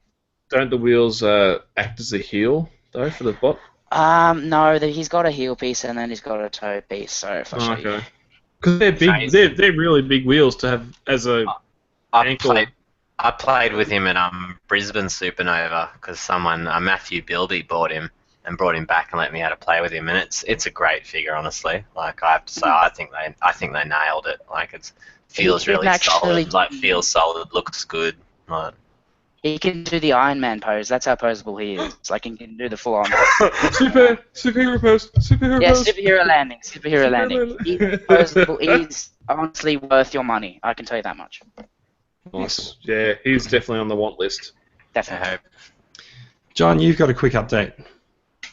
No, I haven't got anything new, but just to That's rub why it it's in Brad's face, I pre-ordered Toy World Yellow version. Woo! You are, of course, talking about Devastator.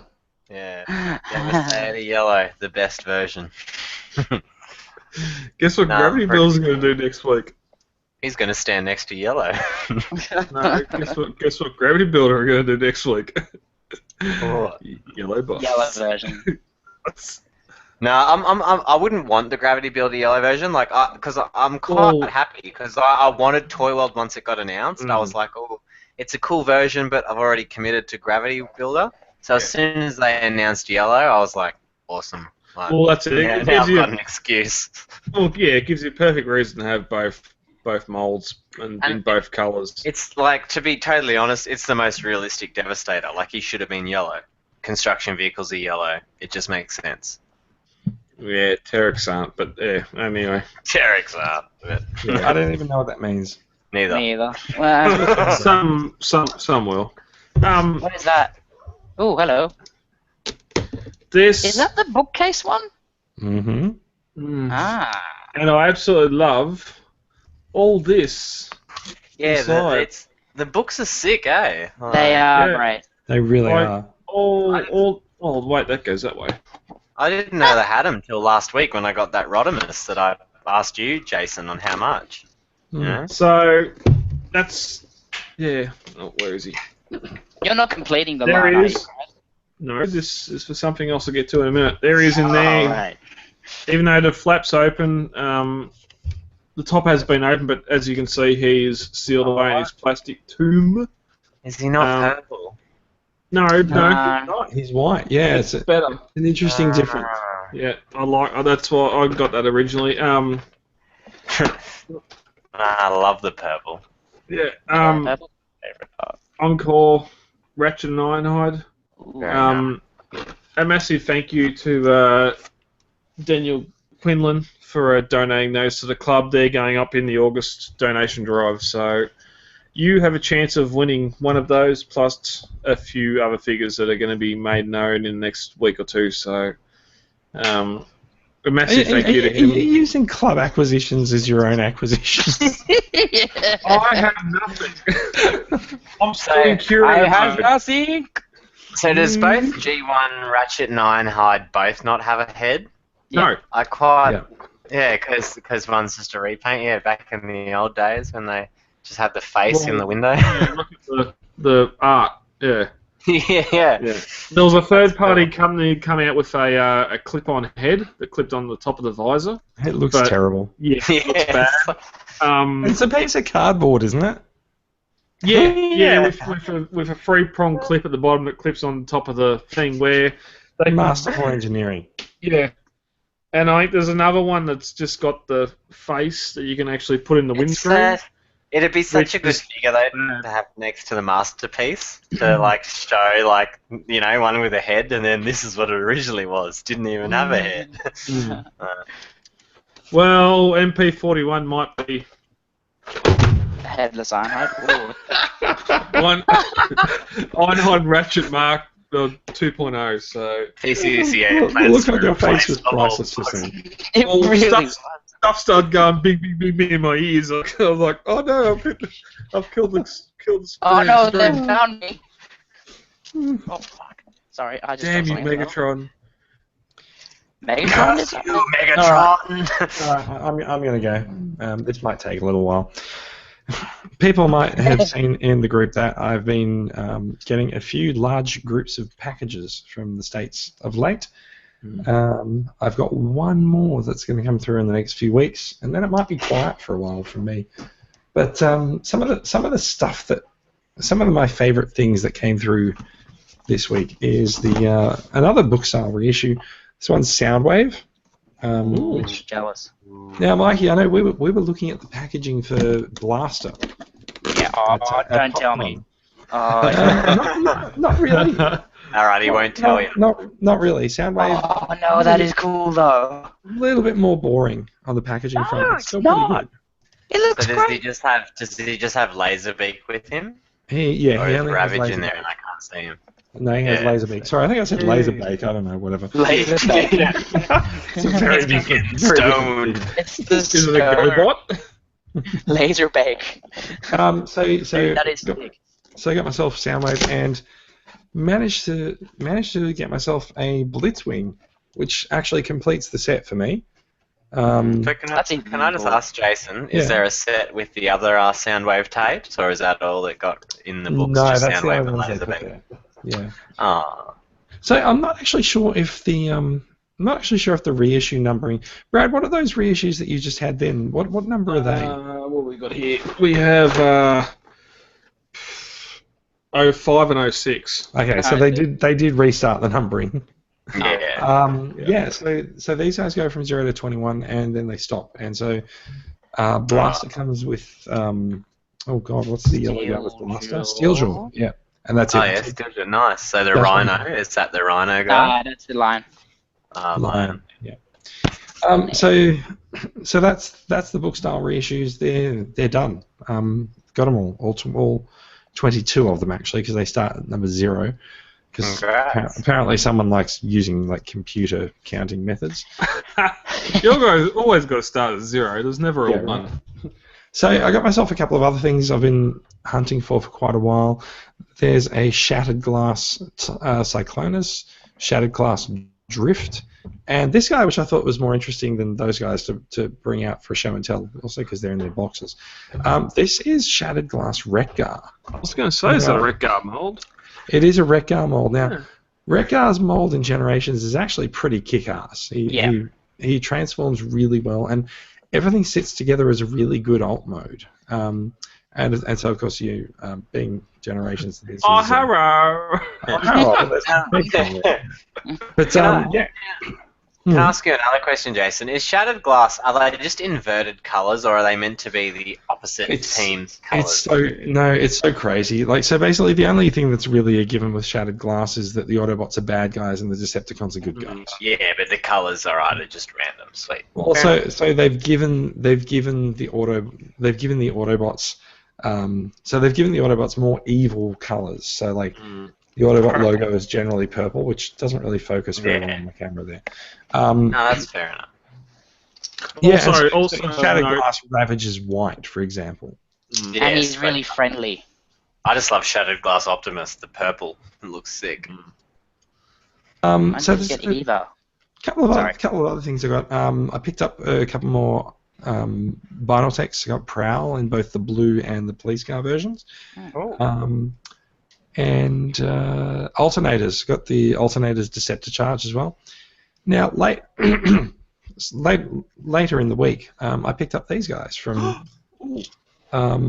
Those are unique boys, Sharkies.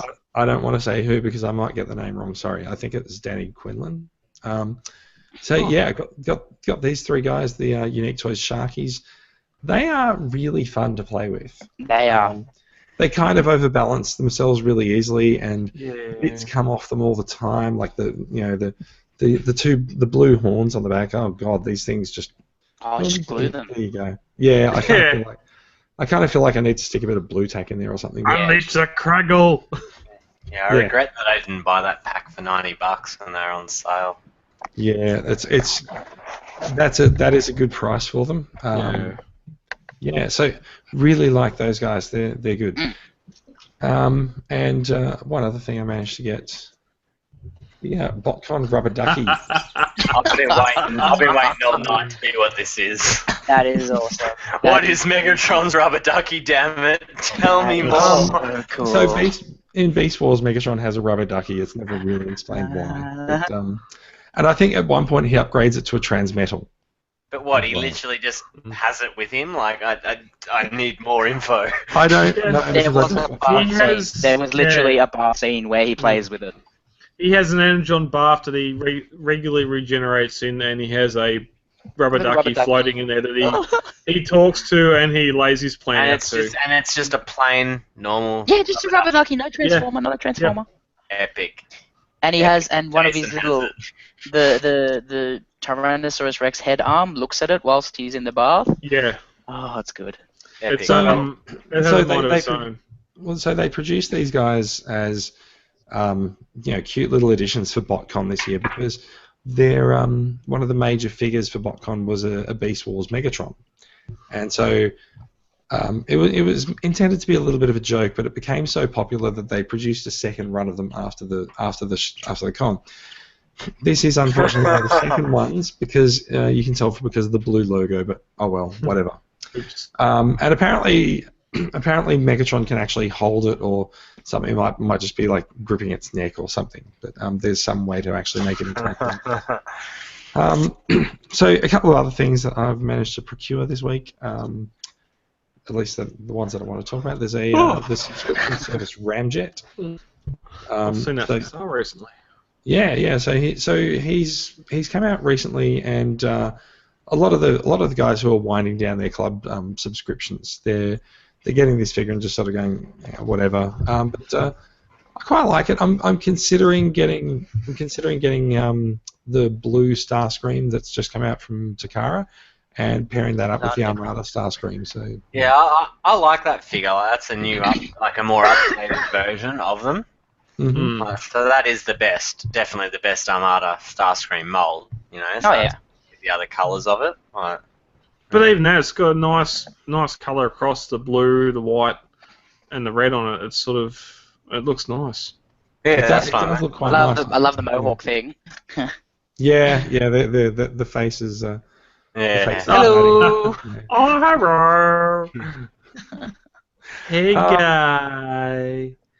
So the other thing that I got, which does lead into the feedback discussion that we're gonna tackle for a few minutes anyway. There goes the Sharky. So I've experimented a little bit on an interesting side of Seeker collecting, which is to say There's been a company that's been making knockoff Seekers, the Generation Seekers, knockoffs of the Generation Seekers mold. It's called CHMS, and it's a little bit interesting if you dig into people manufacturing toys who aren't Takara and Hasbro. There's all sorts of rumors and there's all sorts of thoughts of who owns who and who owns what, but it turns out that I've been told by people who've sort of gotten involved in third-party manufacturing and design that a lot of the third-party toy companies, they're not necessarily all owned by the same company, but they are manufactured in much the same plant, and so CHMS Seekers are produced in the same factory as some of our better-known third-party toys as well. And so I went out and I found myself a bunch of CHMS Seekers on eBay. Now, how purdy. This makes for a very interesting addition to someone's collection. It is absolutely, utterly not a genuine Hasbro or Takara Seeker, but it sure damn looks the part. The legs and stuff, the legs are tight but loose at the same time. Like they're a bit loose going out this way, but they're pretty tight and they have some good movement on there. This wing likes to fall down a little bit like that, but by and large, it's a Generation Seeker. And you're going to put it next to the others.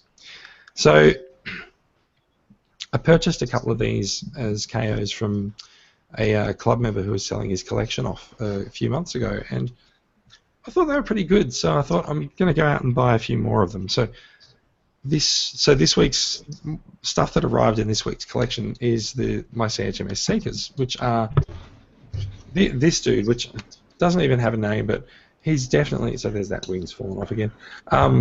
This guy's going next to G2 Ramjet, like the bright colours and stuff make an almost perfect. I shall call him Firescream.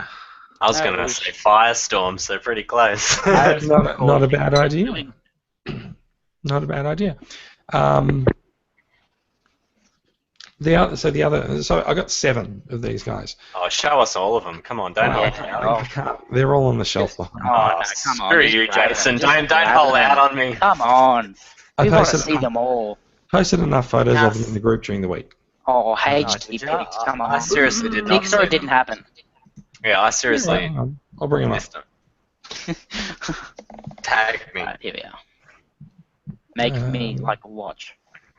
So can I ask, how Do much it. did you pay? About $50 each?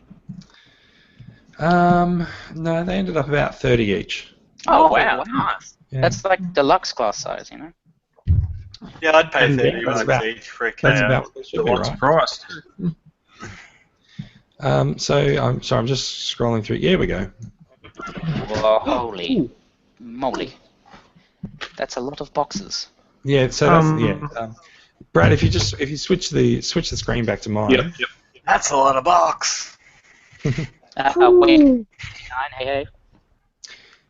So if I scroll down here, Whoa. so there's the group, a lot of the other stuff that I was talking about. Fistotron. Yeah, Physitron is there. Yeah, Fistotron, that one. Fistotron. And so these guys are the CHF Whoa. Seekers. So there's 3. Man, you got the chrome ones. So there's the 3 on the right are the ghost ones, which Dude, that's cool. I think we had a ghost. I hate you, Jason. I think we had a Love ghost you, Jason. Send me Skywalk. them. I officially hate Jason. I officially love Jason. That sucks. So I think Awesome. we had a ghost Skywarp show up in the group recently, Ooh. by accident. I believe that was one of the ones that got broken in shipping and Oh yeah. quickly identified as a KO. Oh, let's have to walk away. Oh my god, John, calm down. This is amazing. John's actually leaving. He's Like gonna this flip is the table. fucked. He's gonna go full Look prowl. at that Starscream, man. It's nice. That's amazing. So I'm not really sure that there's that much of a difference between the Hanky Ghost Starscream and this one. Yeah, just the price. The fact that John doesn't own it. yeah. That's a Oh big my difference. god. And of course there's a Ghost Thundercracker there as well. Yeah, they're so Kind of amazing. makes sense, yeah. Because of the So- whole Unicron thing. I didn't even No, know I they think it's just that once someone decided that they wanted a Brad is commenting on Facebook posts while we're doing the Sorry. I know. I am too. Sorry. Once someone decided that they were going to do the ghost one, they were like, well, let's make them all transparent and sell them as another set and make a bit more money. Seriously, why don't they just do that to every Seeker? I'd buy them. Of course you would. Yeah. Wow. Imagine Here's the really interesting part. These are the Chrome guys. Now that black one looks mint. they are pretty good. Shut up, Mikey. They are pretty good, but if you look very closely at the left thigh of the silver one, you can see that some of the paint's chipped off there, and that's a bit of wear and tear. And it's a KO Chrome Seeker, so this stuff just falls off. Also, the silver one didn't come with missiles. Oh, that's nothing. Oh. Jason, you're only supposed to caress the thigh. You're not supposed to scratch the If you didn't tell me that, I wouldn't have even noticed. I was that amazed by them. Yeah. It's just like he's got his tongue is hanging out. So the one part of this that it could possibly even be slightly close to canon with Transformers would be that the gold one is immune to the whatever Yeah. the Yeah. at the end of season 3. Oh, no, it wasn't season 3, was it? Was He's it dipped the in Gold the Lagoon? lake. He's The gold- dipped in the Gold Lagoon. The Gold Lagoon, yeah. Well, there's the Gold Lagoon as well, sure. Yeah. So these guys are alright. Because the plastic's been chromed and chroming adds another layer to it. Oh, do not transform it. Some No. of them are pretty hard to move, and if I'm honest, the canopy, the rear part of the head, and the canopy on the silver one, it just came off. Oh. Which- Sell it to me. Sell it to oh my god, Technically dude. gives him Edward Robot mode. Oh god. So yeah, You just have to get rid of it. Yeah. Yeah, Don't no, even second guess it, Jason. Just give them all to John. Just give them to him. All right, now there's been a lot of fawning over these knockoffs, so I think it's time we actually talk and move on to the feedback discussion, which this week came from Valentino Villani in the group. Seems to have quite a lot of knowledge over a lot of G1 toys and Transformers in general. And Valentino writes, you have to excuse my very, very croaky voice. It is getting late at night. Valentino writes that he'd like to hear a chat weighing up the pros and cons of KOs. It would be interesting to hear if you guys have more than the regular KOs are good for budgets and customs, or KOs are usually poor quality figures. Opinion? Or go in a little deeper. So I want to start this discussion by asking you guys, do you have KO figures in your collection? I'll answer last. Mikey started giggling as soon as I asked that. So Mikey, you can go first. Okay. Yes. The first KO. Okay, so there's a KO that I actually display with part of my other collection, and that's the MP Rat Bat. For the sole reason of I hate Sound Blaster and will never have any Sound Blaster in my collection because I just figure it's just a stupid repaint. I think that's one exception to the rule. Twin cast. Anyway, no, I don't think it is. That is a really high quality Let's talk about what's in people's collections before we talk about rules. Okay. I have dealt with the... Okay, so the Datsun mold KOs, I have dealt with them, and they were for a reasonable price I got them for. They were okay. The Lamborghini molds that I dealt with were horrible. They didn't transform really at all. They looked nice, yeah, they looked the part, but they just didn't do what they were supposed to do. After that, so I got rid of them, and people bought them. So, other than that, I do have those weird KOs, which I just got them because for lols. But again, one of my favorite things that I own is the Hot Detrusion because of his. It's just so weird. He takes a mold, he makes some improvements on a mold, and gives them a weapon, and then of course you've got. I'll call that a third party figure, not a KO. Really? It's not a straight off knockoff of that figure. That figure never had Electronics. Okay, all right. Let's talk about definitions. Yeah, I've only got one KO figure, which is a G1 figure that I know of. I've only got the one. It's G1 Mirage that I got recently. That's the only KO that I'm aware of. But Brad, this is based on an existing Transformers figure, though. That is the truth. That's okay. We're talking about Brad's collection now. Oh, sorry. Not anymore. We're not. Yeah. So did you purchase Mirage knowing it was a KO? Yes. Okay. Yes. Knowing it was a KO and just to get that figure in hand to see how it compared to other G1 figures. It was brand new in box. It may have well have been a original mint in box, just the join quality. All the die cast bits that I know that are on the original figure were just chrome plastic on this one, and not interesting. Okay. Yeah, not scratch, but So was this actually sold as a quote unquote reissue on eBay, or did you? No. This was given to me. This was given to me to sell. I knew it was a KO to sell, and I said, "Well, I really want this, so I brought it myself." Okay. So, yeah. John. Do we want me to start? Go for it. Tell us what's KO in your collection, if you're not ashamed of it. I mean, KO in my collection. I've got the MPP10 and the Bape Green Prime. That's honestly and I just bought the oversized KO Combiner Wars Power Glide. Now, I'm not going to beat around the bush. KO is bad no matter what. Anyone good, but they're not. They've stolen someone's design. It's an evil. it's an evil system at the end of the day. It's not. They're not out there to make the people, the original designers, money. But the only time I feel that I could accept it is when it's an oversized KO. But I'm still not justifying the means. Like Valentino went into the whole KO trap, which I even fell for. Which a few podcasts ago we can talk about. I even showed you, Jason, the Sunstorm, the Seeker Sunstorm, and you were like, "Is that official?" And I said, "Yeah, it is." I showed you, and even you were like, "Oh yeah, cool." Neither of us knew it was KO. I was sold it as a genuine, and then I've ended up selling it to someone else, and it's only when they've posted on our group that, Valentino was actually the one. Oh, I think it was Valentino or Christopher Abraham that said, "That's a KO. That's not the real one."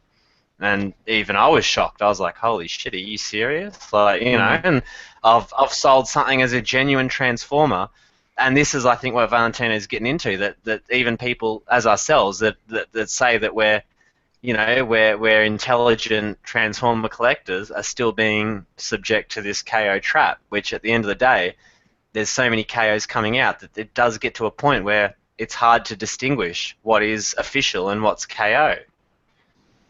I think it's poorly documented when something gets knocked off as well. Like there is a site called highendtfs.com that has a G1 counterfeit and knockoff guide, but it doesn't cover a lot of newer things, and so it certainly doesn't cover things like knockoffs of Combiner Wars or any RID figures which are coming out as well. Yeah, because unless someone, no, go on. Yeah, because unless someone's updating it constantly, like you're saying, and that's only if someone knows if they're in the KO industry or business or buying it. Like Sam McLaughlin, for example, he keeps in contact with all the KOs, so he could update that info. But someone that isn't, they don't know what's constantly coming out and being put onto the market. Yeah, that's right. I kind of feel like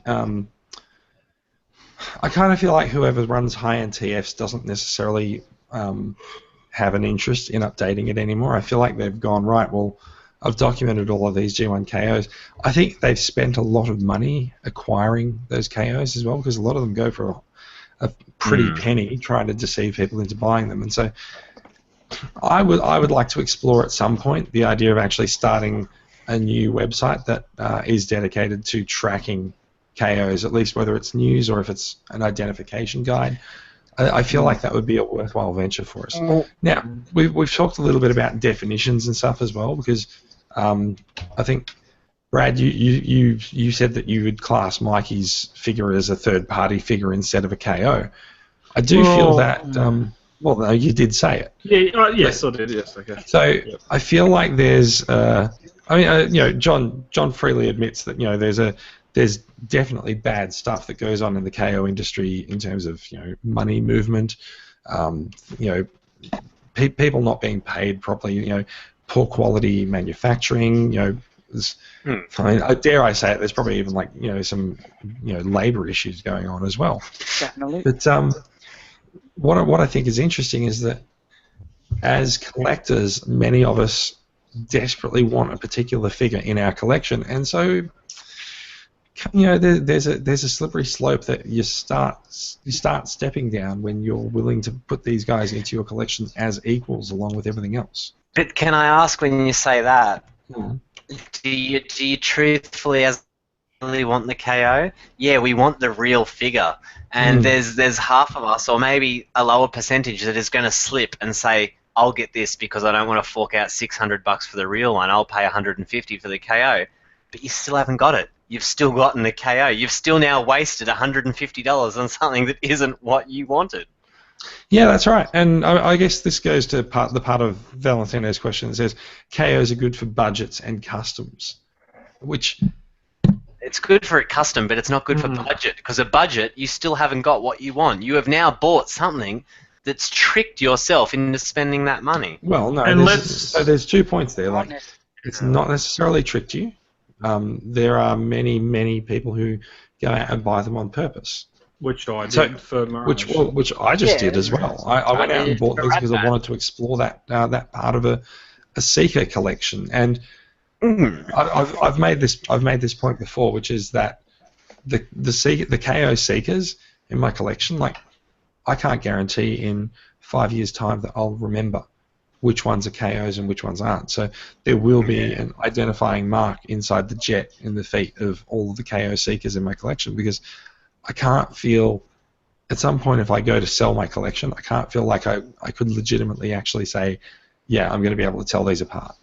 And I might end up charging someone an unreasonable amount of money for it. Exactly. There's a certain responsibility if you have purchased KO figures and you have got them in your collection.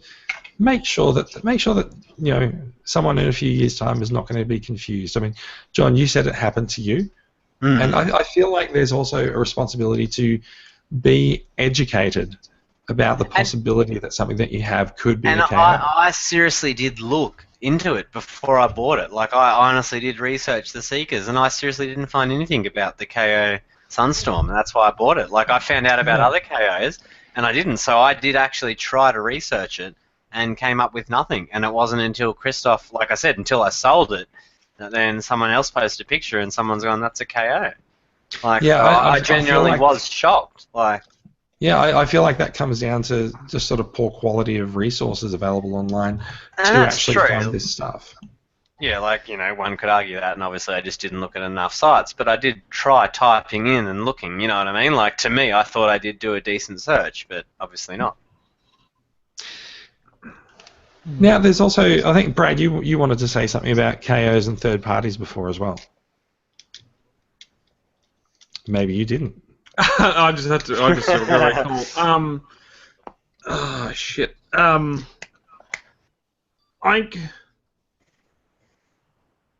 Okay. Purchasing KOs knowingly. There's two. You really need to iron down. There's two types of collectors. There's people that are collecting for their own personal figures display, and there's people collecting to one day cash in the collection, whatever else. Mm-hmm. If you are planning to do that, then of course you're not going to go anywhere near a KO. I want a G1 representation of the figure. I don't care if it's original or not. Perfect example. You can go on eBay now and pay $95 for a mint in-sealed box KO Shockwave. It's a KO. You've got that Shockwave. You can sit there in your display, in box, or you can open it up, put the 9-volt battery in it, and pew all you want. Let's not do that with the KO version. No, because that noise chip is annoying. And no, it just might burn down your house. Yeah, but my point is, if you are collecting to one day say, right, I'm building a nest egg, I'm passing it on, I'm doing whatever to whatever, you're not going to go near a KO. Don't get me wrong. Like, I haven't bought my collection in any means to sell in the long run when I'm like, thinking it's going to be worth a mint. But if I do have children and die at an older age and give them to them, it's good to know that they're going to be worth something. Where if they're KOs, they're just not worth it. Like, it's already going to be worth something to them because it was your collection. No, yeah, maybe they don't like toys, so maybe they're going to sell it. Yeah, but you're not going to buy a $95 mini sealed box. Who wants 1,000 toys from their dad? Oh, all these toys remind me of my dad. They only need to keep one. Well, if they put the dollar price on it, yeah, fair enough. They're going to want to get it off you. I do think that this ignores a particular case though, and we see this come up all the time in collector groups. Someone comes into the group and they're like, "Hey, I had this collection since I was a kid. And now I'm having my own kid, and I need to sell my collection to recoup some money for redecorating the room."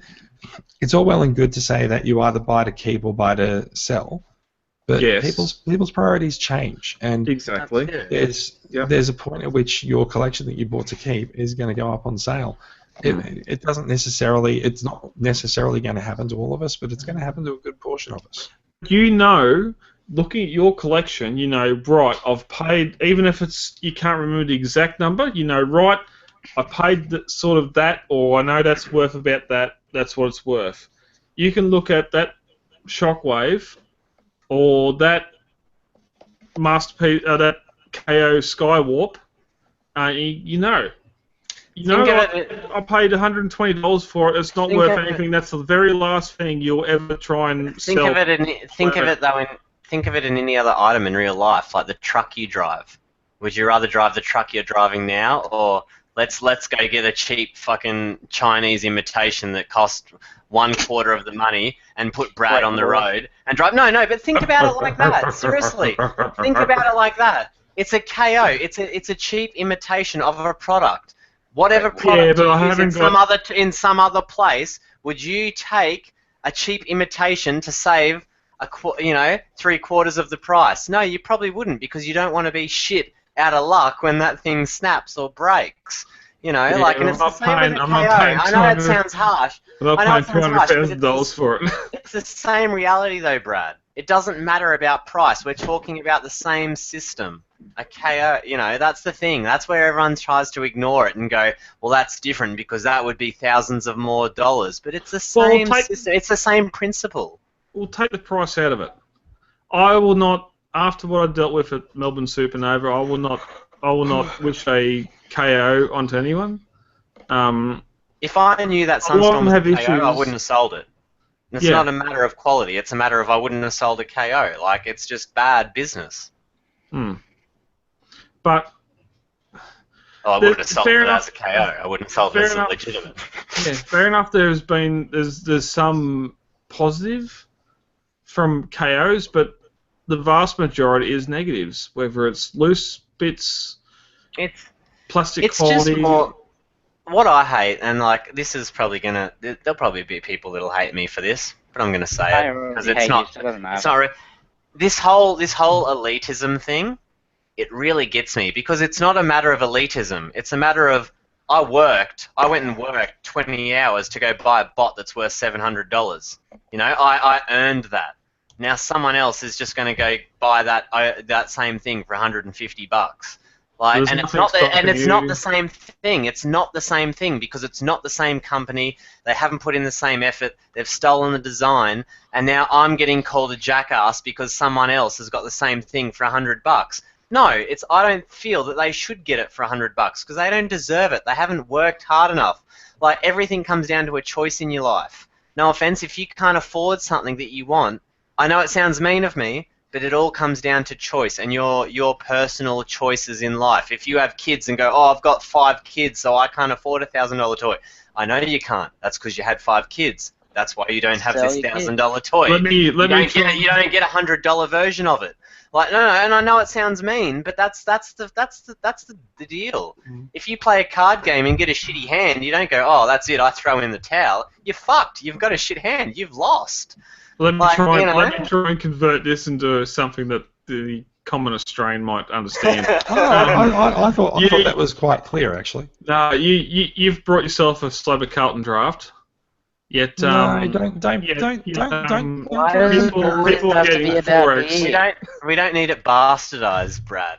I'm just saying. Just because you've paid something for something, it doesn't diminish the fact that someone else is paying something for the other thing. No, it does. What? If they're paying for the same thing but less, good for them. If someone else gets MMC Feral Rex for $100, fucking congratulations, man. You have just got the best score of the world. But if you buy a KO oversized MMC Feral Rex for $150, no offense, screw you. You haven't supported the company. You haven't supported the designers. You've supported some Chinese dude that's thought, you know what, I'm going to make big off someone else's design. And you've paid into it. You've paid into some dude that's doing something negative. But that's only you hating on the person. No, I'm not hating on the person. I think the oversized MMC KO Rex is great, but it still comes from a negative. It still comes from a negative point. You can't, no matter how good the figure is, doesn't change where it's come from. Hitler made some great things. The Nazis made some great rockets and stuff, but people still frown on them because you know why? They killed a bunch of people. I believe we've actually just hit Godwin's law. No, but that's not me. I'm not being racist or anything. That's a true point. The Germans made some great tech, man, but they're still frowned upon because they did some bad shit. There's a reason the same with KOs. Yeah. They may be good figures. They may have made improvements. They may be better, but they're fucked the system. They're not. They're cheaper. Yeah, but there's a very slim majority that yes, okay, there might be a better figure. They lucked out with the mold, but on the whole, KOs are a lesser quality, lesser paint. They're doing it for the price they're selling it for. They're not going to take a mold of Masterpiece. But they are Shockwave. MPP-10, MPP-10, Masterpiece mold, oversized, upscaled, improved It's not engineering. MPP10, They've done a good job, but it's still not the because MPP10 they didn't have to spend. Hold on. It's not the MP10 Sorry. mold. It's not the MP10 mold. Hold on. It is. So It's let's talk about this. MP10, So- right? Go. So it isn't. So MPP10, oversized knockoff. It is the very definition. It is what's started. No, it totally is. It's been sold as an Brad, oversized I've got it. knockoff It's MP10. MP10, man. I've got it. I can stand next to It MP10. is bigger. It's MP. Yeah, It's not the same but size. It's but Okay, it's so still this MP10. goes. Oh this my goes God! back- Don't be childish. Come on. This goes back to my point earlier. The child of the podcast has just started laughing. Woo! So this does go to the point earlier that I was trying to make, that we will find excuses to allow knockoffs into our collections. Exactly. I mean, so like, John, you just said you've got an MPP10 in your collection. Yeah, and I agree, and like I'm not proud of it because at the end of the day, like I love it. Yeah, It's a you great filthy figure, but whore. it's still coming from a negative point, and that's exactly my whole point. Like I Do you shouldn't have bought it. Do Like, you have MP10? but- yes, I've got MP10, I've got Takara, I've got Hasbro. So Come on, why How doesn't that justify it? why did you need to buy it to fit in your collection? because it's not because it's a large Optimus Prime. I love Optimus Prime, and that's the biggest now, best Optimus Prime Well, figure on the okay, market. dude, You know why? what about Because if you think MP10 was the best figure on the market until it got oversized. What if you think about it like this? If you own the original mold and you just want to get like a bigger version or a different version to that mold, then how is it not okay I get if what you you're saying. Someone could say that I'm justified by buying it because I've bought both Takara and Hasbro MP10. But Yeah. no, that And dude those is still credit stolen. That dude, yeah, I'm justified. I'm justified by buying it, but the dude that stole the design and made it and is making millions of dollars, or not millions, but thousands of dollars off it, is not not thousands, justified. hundreds of Is not justified. I don't Just because see I can him justify the means as a doesn't mean why KO. No, I don't see that as a KO. But yeah, I know But you don't. Where but did, just where did, because they, you where did don't, they start? I How did they start the figure, Brad? Oh yes, it's MP10.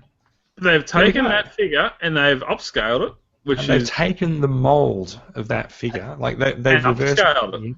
and Brad, upscaled at it. the end of the day, you and me and Jason, we can all argue it's a KO. We all know it is. No, You we're can say whatever discussing. you want. I'm here discuss by it. the way. So Yeah, and we can discuss as much as we want, but we know that they stole the design of MP10. Screw you, It is John.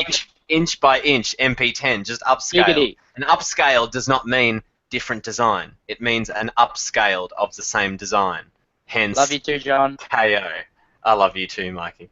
Thank you. Mikey's been trying to get you to pay attention to him for the last 15 minutes. 3 hours. What is it? 3 hours. Come on, I've been wanting to do this question for so long.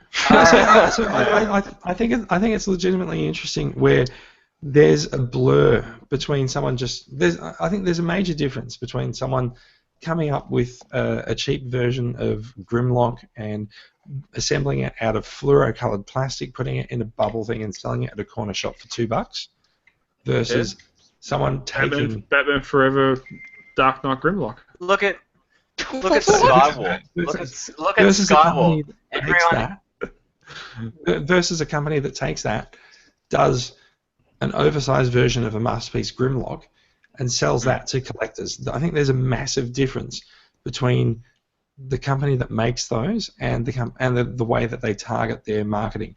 These companies are preying on people, and what they've done is that they've figured out that if they employ someone who has a camera, they employ someone who can write English copy, and they employ someone who knows how to run a Facebook page, they can get away with knocking off all of this stuff, and they can get paid more than they would if they were just going to knock it off and sell it to the lowest bidder or the highest bidder or whatever. Sell it if the stuff that ends up in your corner store, it's made in the same factory, but it's marketed completely differently. There's a huge increase in the marketing savvy going on in the companies that are making these KOs. That's it. But even then, like, let's take a prime example, Skywarp, which we've even talked about on the start of this episode. You know, we're not going to deny, but once the official got reissued, we know about 9 people that wanted to back out of an agreement of already buying the KO to buy the official, when they know that the KO has had more engineering on it. It's got tabs in it to keep the chest down. It is hands down going to be a better engineered figure than the reissued. No. And I can admit that. I've got every Seeker, man. You can't lie to me. I've got every Takara Seeker. I know what they're like. And this KO is going to be better. But it's still a KO, so hence that's why everyone still jumps straight onto the official. Because we want the official product. Deep down inside, we all want the true thing. No matter how much we lie to ourselves, no matter how many children we have, no matter how little our wages are, we all want the real thing. I'm going to Inception this shit. You have the iGear cone heads. Oh, I wanted to talk about iGear right now. I paid $1,300 for them. Yeah, right. Those molds, skeletal with some padding, are the MP. Stolen. Yeah, they're KOs. They're molds. 100%. But that's Takara's own fault, because Takara didn't issue them out for ages. And then what did they do? We even know that Takara had a whinge, because then they shut them down, man. They shut RT. Yeah, but you're blaming Takara for the fact that someone else has their molds and have made... Yeah, I am blaming them because they took way too long to issue characters that they knew were popular. I think in the specific case of iGear, it's an interesting case because no one really knows how iGear got their hands on these molds because they're not reverse engineered. They've literally they have changed the engineering on their molds slightly. So their molds are kind of a halfway point between MP11 and MP3. They are much better. It's only the extra bits, the wings and the cone heads that are really different on the mold. Okay, you're talking about cone heads, but I'm talking about the original iGear Seekers as well. Yep. They are changes. I really wish my voice wasn't croaky while I was having this discussion. But they are the Takara molds with some engineering tweaks to them. And so ostensibly that mold does make them better, but they're still KOs. One of the most interesting things in my recent collecting history for me has been looking at these iGear Seekers, which if we are going to class iGear Seekers as KOs, then I have some iGear Seekers as well. And so no, I can't not. Yeah, I think on the balance, I think we should say that yes, they are KOs. Yeah. But what I think is interesting. That's why they got shut down. Don't exist anymore. Not entirely sure what's happened to iGear. That's true. So the interesting thing with those is though, where they've had a ready mold to copy, they've made a couple of tweaks to it, but they haven't generally changed much with the mold. When it comes to doing cone heads didn't work with their original mold because of the size of the head and how they move it around. And so they ended up making changes to the mold, especially with the way that the wings attach on those molds. And you can see that there's a substandard designer working on this stuff and trying to imagine what Takara would do when they come to do the cone heads. And it's fair to say iGear did not get it right. Can I say something? Yes, you can. Okay, so this guy isn't an original toy that a company's just come up with and sold to us. So if you're talking about them stealing the mold, but what about stealing the actual character from IP infringement? Well, IP infringement that is doesn't class as a KO. Yeah, I've had this discussion many a times with Andrew Spall. Because the actual figure hasn't existed before that point. Yeah, without... That's intellectual property theft, IP infringement.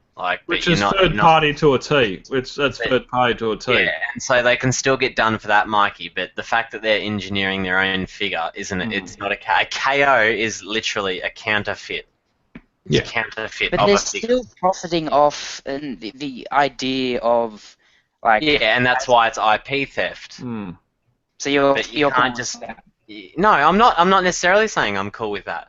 But at the end of the day, there's certain rules. We don't know. When a franchise is so old and characters are so old, there becomes a certain legality that people are allowed to make their own iterations of the characters. Transformers is not at that point yet. Is it? Almost fair enough. years. That's not that old. Transformers is not at that point, and Doesn't interestingly need to be. enough, this kind of copyright law is often called the Mickey Mouse provision because Disney is actually one of the companies that pushes constantly to have copyrights extended because they desperately do not want Mickey Mouse to fall into the public domain. And so usually you'll find that whatever the age of Steamboat Mickey is, plus a very good deal, is what US copyright law allows for copyright time. I think it's currently at 90 or 100 years. Yeah. Something like that. And that's exactly right. And that's in intellectual property. As long as they're doing their own version of that character, yet it will not transform. If that Sphinx transformed exactly the same as the G1 Mirage, then it'd be a KO. If it was a mold, no, it wouldn't. No. If it was mold. What? You keep going. Well, that thing is interesting. So what I want to say about this is... Oh, yeah, actually, sorry. Just before you do that, I do want to point out, I do have an oversized KO of Transformers Prime Wheeljack as well. Well, that's fine. I don't see an oversize as being a KO. I kind of want to see that, Jason. They're decent. I can justify them because it's an oversized, but it's still they a KO. haven't used the same mold. But they what about like upsized? What about like this? Okay, so it's an upsizing, new head, completely new weapon. Electronics. Let's just be clear. Whenever we say something uses the same mold, it's not literally using the same mold. It's not like Takara goes, "Here's our mold for the figure. Go print it out." Someone stole the mold. Exact same figure. They didn't steal it from the factory. They've recreated the mold. But this thing... It can be reverse engineered as well. Yeah, true, yeah. That costs a lot, which is why third party is so expensive. Okay, go. This is different articulation to the other one. Different size, has a different head. It does have stolen sound chips. I don't know where they stole the first one from, so that might be a unique thing where they've just shoved Autobots in. But the second one is definitely Revenge of the Fallen Devastator's Laugh. They've given him, to my knowledge, a new blaster. It's obviously... But the blasters come from somewhere else anyway. It must have, no doubt. But it's obviously supposed to be a rescue Ratchet from the movies. But at the end of the day, none of your money's gone anywhere to benefit the product. It's gone to some dude that's KO'd the figure, and he's like, "Yeah, sweet. I'm just going to wait a few years and then just copy." He's done more. He's done more than what the original figure was. No, he hasn't. He's made more money than the original figure has. Sound chip. Stolen the design. It's not a sound chip. It's a deluxe with a sound chip. But the sound chip probably cost 20 cents in China. Doesn't matter. He's putting that in there, and the original company didn't. Racist. That's because the original company had to probably pay $20 to put it in because they weren't in China. They were in America. Again, I come back to the point that it feels to me like we bend ourselves over backwards, and we go through a lot of philosophical martial arts to justify the addition of something that shouldn't exist and is in fact, by definition, a knockoff to our collections. Exactly right. Do you? Oh, of course, Jason does. This last 35 minutes has proved that to a T. I mean, to sum it up, I just honestly don't like when it's these newer KOs. I sort of understand because with today's market, eBay, the modern shopper, it's hard to get something that comes out straight away. Like, Skywarp, take an example. As soon as it came out, sold out. So I get that. But when it comes to a G1 figure and like people are buying these, like the KO reissues of like the G1 Dinobots, what's the point? Okay, like you want the G1 figure because you played with it as a kid. You don't want some reproduction that's made in the modern time. Like I seriously, honest to God, don't get the mentality. I just don't. Well, if you want the figure that you played with as a kid, you want the figure as you played with as a kid, not something that was made this year. Like I really don't understand the mentality. So moving on from the John Ryan show. No, answer the question, Mikey. Don't just move on. Yeah, go for it, because I got a rebuttal. I'm answering the question. I'm not moving on. Calm yourself, our Lord and Savior John Ryan. The thing that I hate about knockoffs is if you've got a Transformers aisle here, and then you've got a knockoff aisle here. The thing I hate is that there is the company that's trying to like trick you into buying this instead of buying this. Okay, that's when I hate it. But like if you're like at a $2 shop and it's just got these things on the shelf, and everyone's going to go for that aisle because it's cheaper. This just goes straight back to what Jason said, though, that you're just trying to justify why it exists, because you're going, I hate when it tries to pretend that it's that item. But if it's not pretending to be that item, but it still is clearly that robot, I don't care. Like, you're just trying to justify its means again. Here's a question for you. Yes. What if all of our Transformers were actually? Oh, no, it's alright. I'm not muted. What if all our Transformers were 50% cheaper? Sorry, can you repeat that? We all laughed. What if all of our Transformers were 50% cheaper? Is the price of a legitimate purchase something that encourages the KO market? Like, someone's clearly looked at the number of items that are on sale around the world, and like CHMS has looked at the number of Seekers that get sold and gone, you know what, people fucking love this thing, and I'm going to make a knockoff of it. And I know someone who's gone into that factory and they've chatted to the guy who runs it, and he's just gone, yeah, I made a shit ton of money off it. So the fact of the matter is that I went out to buy Acid Storm about a year ago. Sorry, I thought you just said you went out to buy acid. I'm just like, holy shit. Sorry. God. Sorry. So I went out to buy Acid Storm a couple of years ago. And when I looked at the prices, they've all gone up because the original manufacture of that figure is finished. It's done. So whatever's out there now is the stuff that's out there. And there's diminishing quantities of it because people are buying it and adding it to their collection. So when I go out and I see, oh yeah, I can buy Acid Storm, it's $60. There's a CHMS version of it, which we know is, let's say 70%, 75% quality of the original figure, and it's $20. Yeah, it's going to happen. There's that little voice inside you that's just going to be, you know what, I can spend that $50 on something else. But nowadays, from what I've seen, the current trend is every company's starting to reissue things because they know that there's this KO market, and they're trying to kill the KO market.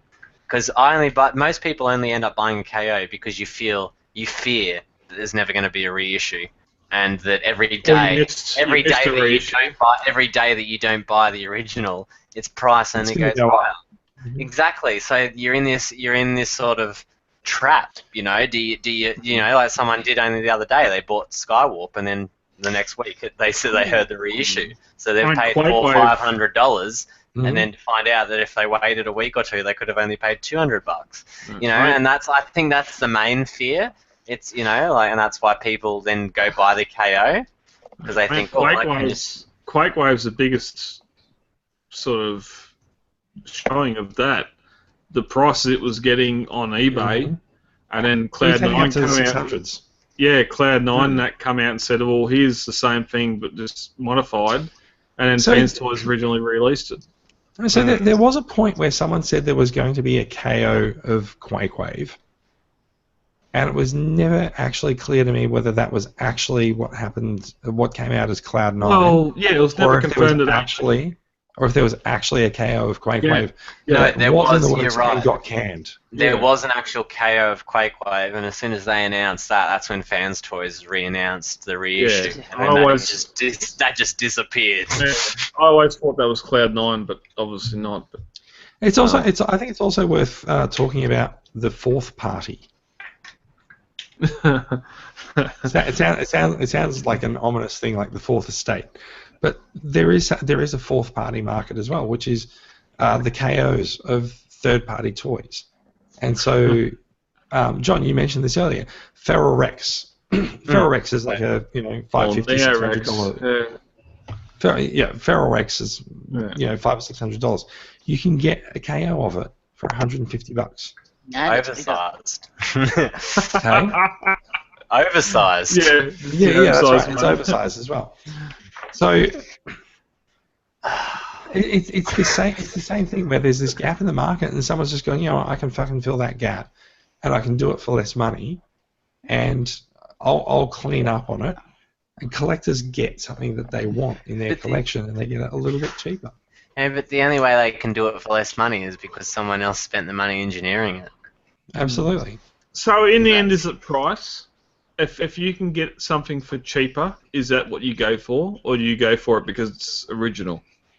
I go for the official always, just because I don't ever plan to resell it. Like, I love my toys, I don't want to sell them, but if I died or something and they went to someone, at least I know they're worth something. It's not just a whole bunch of crap.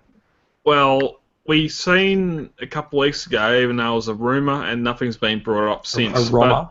A rumour. We've seen the rumour of the oversized Toy World Devi. If that come out, God, how can you oversize that? if that come out oversized for $150. Of what, Toy World Devi? Yeah, Toy World Devi, $150 oversized. He's already bloody my size. It'll be like my house's size after it. And let's just take that. If you bought Toy World Devi fully, and now that comes out, how will you feel? How will you honestly feel, knowing that every other person on TCCA buys it? Let's just say every other person on TCCA buys it. Yeah, well, that how will you feel for that? If my supply can get it in, I can sell it. Even worse, but still. I don't want to know how you feel, Mikey. Fuck you. No, I do agree. I would feel pretty shitty that I've paid $500 exactly, more. And it's not a matter of you trying to be elite. It's a matter of that you worked hard for that. You worked and you went and got that money. You down to get it. And now everyone else has just gotten a figure that's bigger and better than yours for cheaper because they just waited for some bastard to KO it. They'll probably get a complete one before I do, but at least I know that I've paid and got the original one. Yeah, but that's it. But you do feel a bit. In 10 years' time, if I need to sell it, I can sell it and sort of get $200 But then that's for it. what also makes me worry. Is this KO market going to make that happen? Because then are people going to go, well, why should we pay $1,000 for that when we could pay $200 for something that's bigger? Because the prestige is still there. You'll buy, you'll pay for Quake Wave. You'll pay $200 for Quake Wave, even though there's a KO Quake Wave out for $140. Oh, there's a $60 thing like that now. Yeah, you'll so. still. I hope so. If you're collecting to display and one day resell, then you'll buy the official version or the released version. All right, I want to move on to another question. All right, go. Yeah, John, you mentioned that you want to know that if something was to happen to you and someone sells your collection off to pass money on to someone in your will. Yeah. How do you take care of ensuring that other people will know what's a KO in your collection, and they will know not to sell it?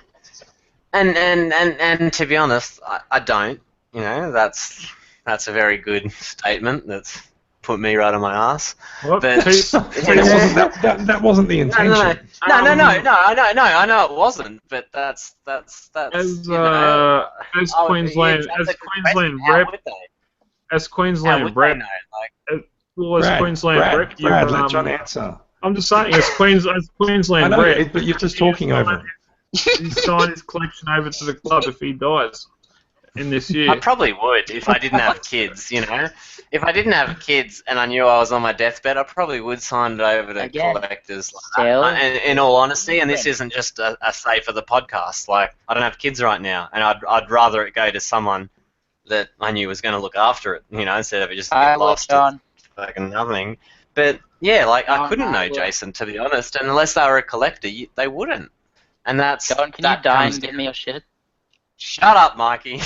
Do you have that any comes sort down of... to really, unless it was a collector, they wouldn't know. Like, that's a very good point. Like, I'm a collector. Do you have a physical or a digital documentation of what you have in your collection? I've written down what I paid for each one of them when I bought them and the date, but I don't have a photo of it and stuff like that. What comes down to physical proof of being a KO or an official? You know what I mean? There's actually a website for documenting what figures you have in your Transformers collection. Yeah, spreadsheets and photos. I need to insure. Me and my flatmate have been talking about insurance for a while because we've got a fair bit of stuff So here. much crap everywhere. Oh man, You couldn't really. That's a great question. Like once the original owner dies, it's all hearsay, really. So that's a point as well. Like even if you record it, and Mikey, you mentioned websites that can store this, right? Once you're gone, no one can log into your account to retrieve this information. Or no one knows that information's there. Unless you leave that in your will. So John, do you have a will? No. Brad? I do, and I have a spreadsheet there with the full list of my collection, what each figure was purchased for, what the current eBay price. So did you update your will 2 weeks ago? Because I'm sure you got the figures 2 weeks ago. No, it's about it. No. What happened 2 weeks ago? No. The will's old, but it links to my spreadsheet that has the collection info in it. As I buy a new figure, that info goes into there. And if anything's Mirage, KO, it's got KO written beside the name.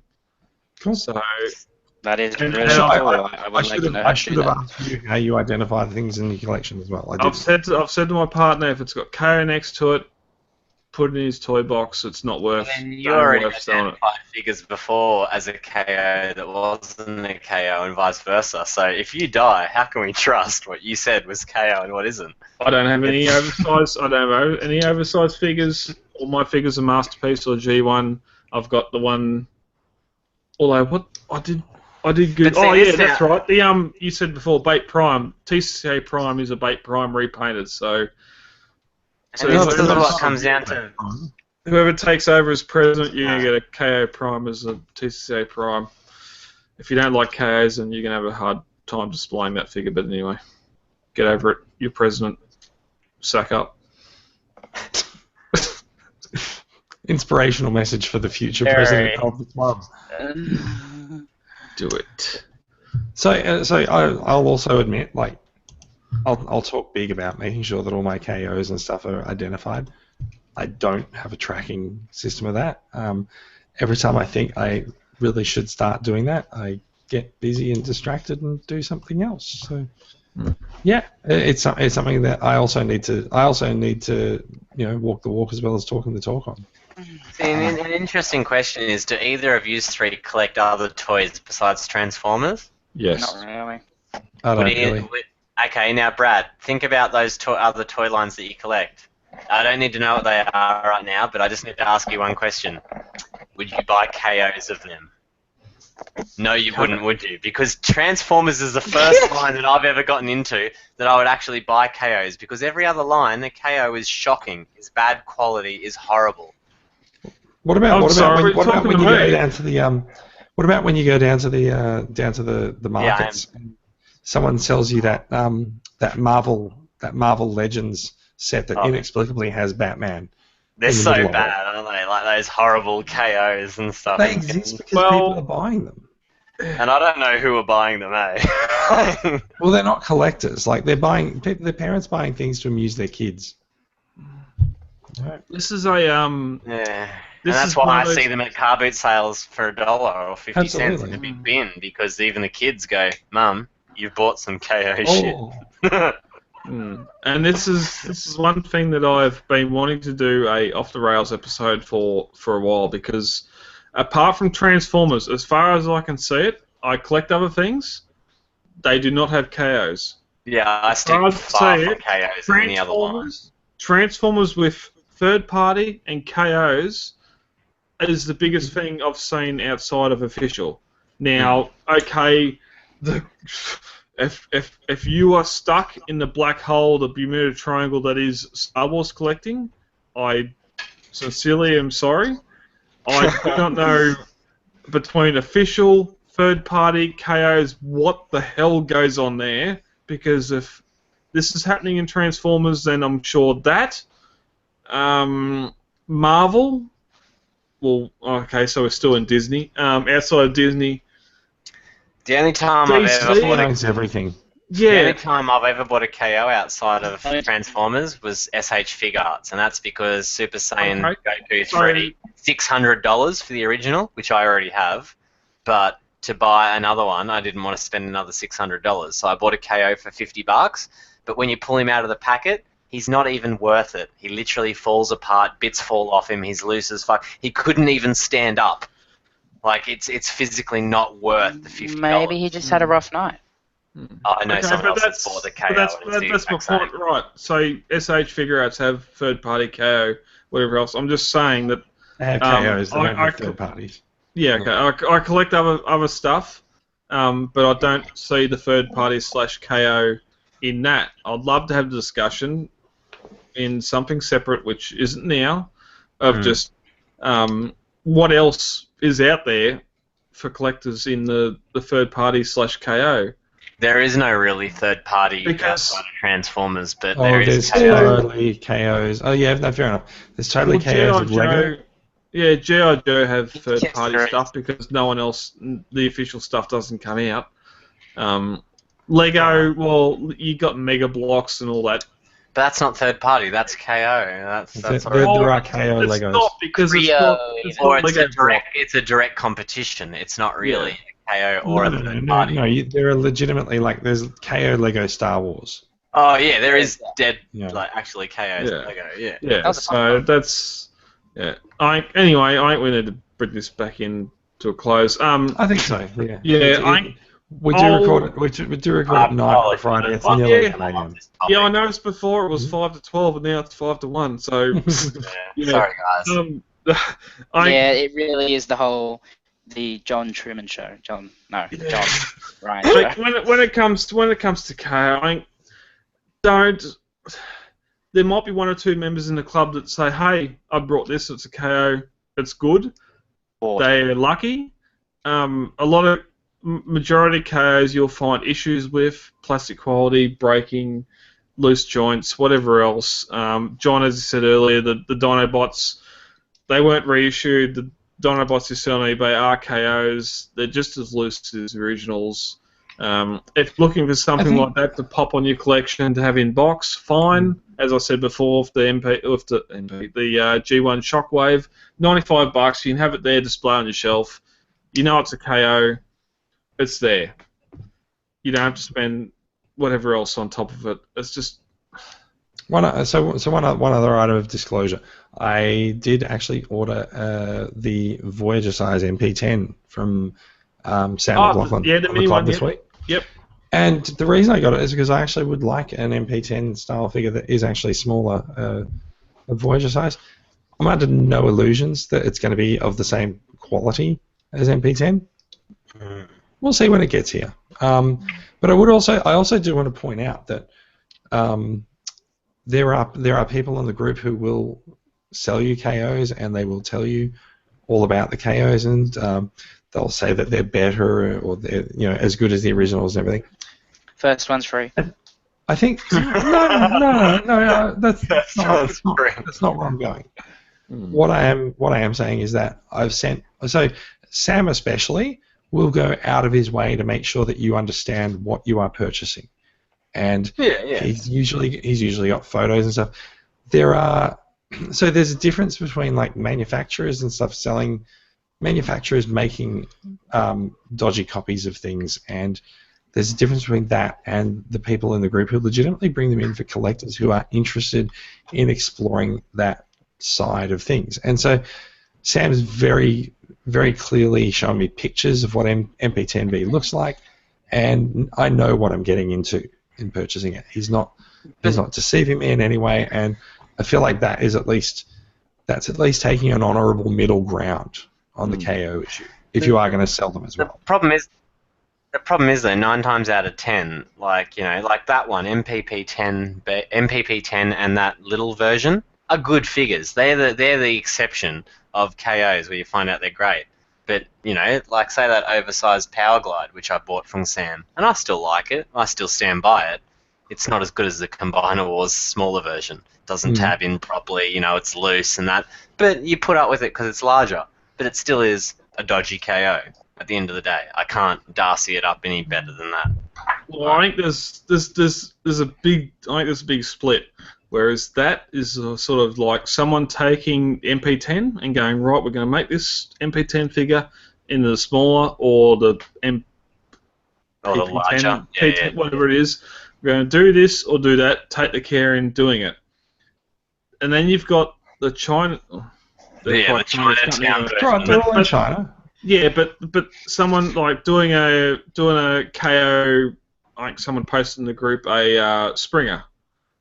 The KO Springer on eBay for $45, mint in sealed box Springer. Yeah, there's ones that can, there's ones that don't. Don't fall for that for a start. But when you take your Springer out and the swords don't split in half to make the rotors or something like that, well, you've knowingly brought into that. If there's so much, don't go to eBay if you're going to buy G1 figures, unless they're old. Okay. Yeah. Mikey, final thoughts? Mikey. Mikey. Okay. Yes, that is you. Yeah. Right. Okay. All I know about tonight is I absolutely adore John Ryan. Awesome. Excellent. And KOs are evil. I don't know why, but For those, Because they're going to give me a collection when you die. yeah. For those watching at home, we are about to launch the John Ryan Showcase. Oh. If John Ryan dies in 2016, his whole collection will be up for raffle in TCCA. Mine will become TCCA property. So, good luck to Actually, the I'm new going to president. get buried with my favorite figure. No, I'd rather give it to someone. That's one. You have 200. Figure. Yeah, I'm not going to get buried with the whole collection. That'd be a boat. Maybe you'll be buried under your collection, and that might be why you've died. Yeah. All right. I think on that note, yeah. I think we've gone on way too long. I think it was a good discussion on KOs though. So, It's a lot of discussion. if you are still listening, and you've gotten to the end of the podcast. Again, my apologies about the croaky voice, but it is 1 a.m. as we record now. So, God damn. Thank you for listening. The week ahead. Next week's going to be an interesting record for us because we should have Brad and myself in the same room, and hopefully someone else will come to join us as well. So we will be at Nerdmania in Shepparton. I'm heading down to Melbourne for a few days off. Hang out with my family. Some of my family are coming over from London for a while, so I'm going to hang out with them and head up to Nerdmania Shepparton for the weekend, at least for the Saturday. So this has been the voice of Transformers Collectors Club Australia. This has been the argument of Transformers Collectors Club Australia over KOs. Happens all the time. Happens every few days. It comes up in the group. So yeah.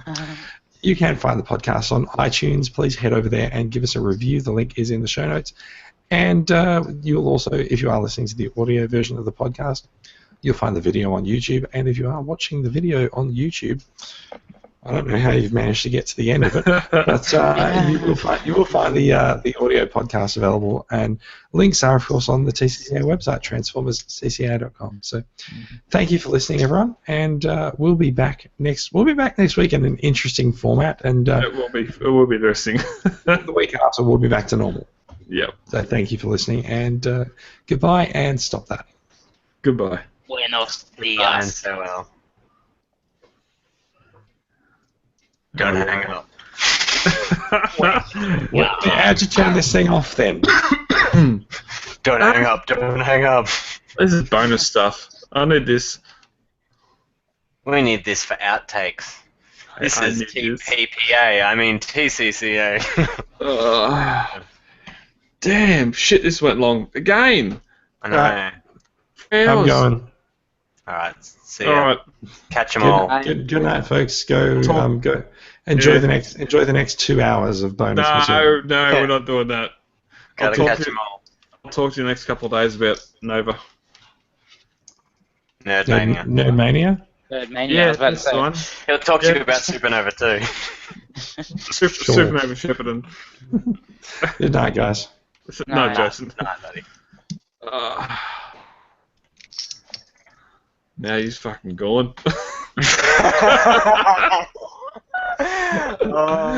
Oh shit! How the hell did we get there for 1 o'clock in the morning? I know, eh? Evil KOs. If we're still going to be on here for a bit, I'm going to go get a drink. Oh, I'm gonna get my no, not too long. Hey, you're just wiping yourself with your shirt. I got bloodstain. Who'd you kill? Nice. I'm not going to lie. My jumpers normally get riddled with mouth rubs. All right, get a drink. All right. Get a drink, John. Get a drink. Go get a drink. The fuck do I have to do tomorrow? I hope nothing important. Oh, I gotta go and try to get tax done. Ah, my spine. Oh. God, that was quick. Hey, Mikey, Yes. can I have your spine? Nah, mine's pretty shit at the moment. Nah, mine's fucking wrenched. I can't. Why? What did you do? I can't do I was this just about to anymore. pour that into the Coke, like, a There's not enough in that glass would help.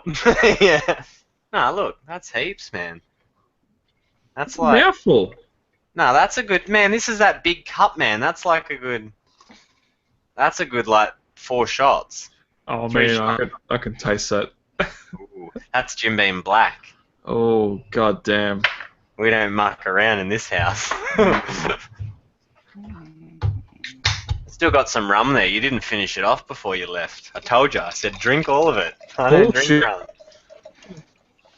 I tapped that. No, there's still seriously like a little bit of rum left in there. Dude, you know we're still live. Yeah, no. Yeah, this is extra stuff, Mikey. He ends up editing it, and This it is after you the know, cast. goes off the rails. Are we gonna ask people to come on, or I don't think anyone's still awake. I fear Nah. that people's microphones are too dodgy. Can I go get my Asian food? I guess. What's with you and Asians tonight? You guys, not me. I love Asians. They make my toys. What's a bathing ape? Bathing ape is babe. That's what babe is stands for. bathing ape. A monkey bathing. Bathing ape. Bape. I was trying to convince him that it was what was it? Best annual posable entity. Wow. It's bathing ape. That's what bape is. Okay, I need my Asian food. I've had my drink already. I don't know how you feel, Mikey. I've had a reef and beef sitting next to me like all night, like a steak and cream sauce and prawns. Dude, And like, you how could you not eat that? I'm like, man, I want to eat it. I didn't get these tonight, but Oh, food. Nice. that's the Septicon card. Mhm. Yeah, You get 2 or just get 1? cons represent. Yeah, I love the that's cons. that's the con one. Yeah. So you only get a choice of Autobot or Decepticon, right? You don't get both? Oh, upside down, upside down. I guess you could probably No. pay for both, Mikey, if you really wanted. Alright, Brad, I'm getting $50 to me soon for that Nintendo Wii game that I've got. That's Let me give you Yes, sir, $50. You give me gold membership. Me love you long time. That's pretty cool, the Rodimus one. But is the Garbage one the other one? You know I who think? would like that? You know who would really like that? Daniel. Daniel would love that, Robin. oh man. We should all pitch in and just send him a Just poster. send it about 10, like a packet of just I Rodimus. might, yeah, Just a massive I want- poster. I might just come on, zoom. We need to get a sticker made of that and get someone to just go stick it on the bonnet of his car, like while he's Yeah. sleeping. I might just pay for his membership and send him one anyway. So he does it. I'm selling that Mario thing because now that we can get that new Sega thing, the It's new worth $1,000, bitches. What is? I said, because it's worth $1,000, bitches! You said it's worth $1,000. You said you reference? saw one for $1,000. Yeah, it's on a eBay. reference. It's a reference of what you said earlier. Everything on eBay can go for $1,000. Yeah, that's true. I can put like a. If you haven't found it on eBay for $1,000, you're not looking hard enough. Exactly. I need to get that food really badly. Well, go get it. Where are you going? Downstairs, but it's downstairs. Oh, downtown. Just like the song says, George. Downtown. Yeah, That's right. You aren't Seinfeld fans. That's right. I'm We not. can go into some other. We can go into some other things.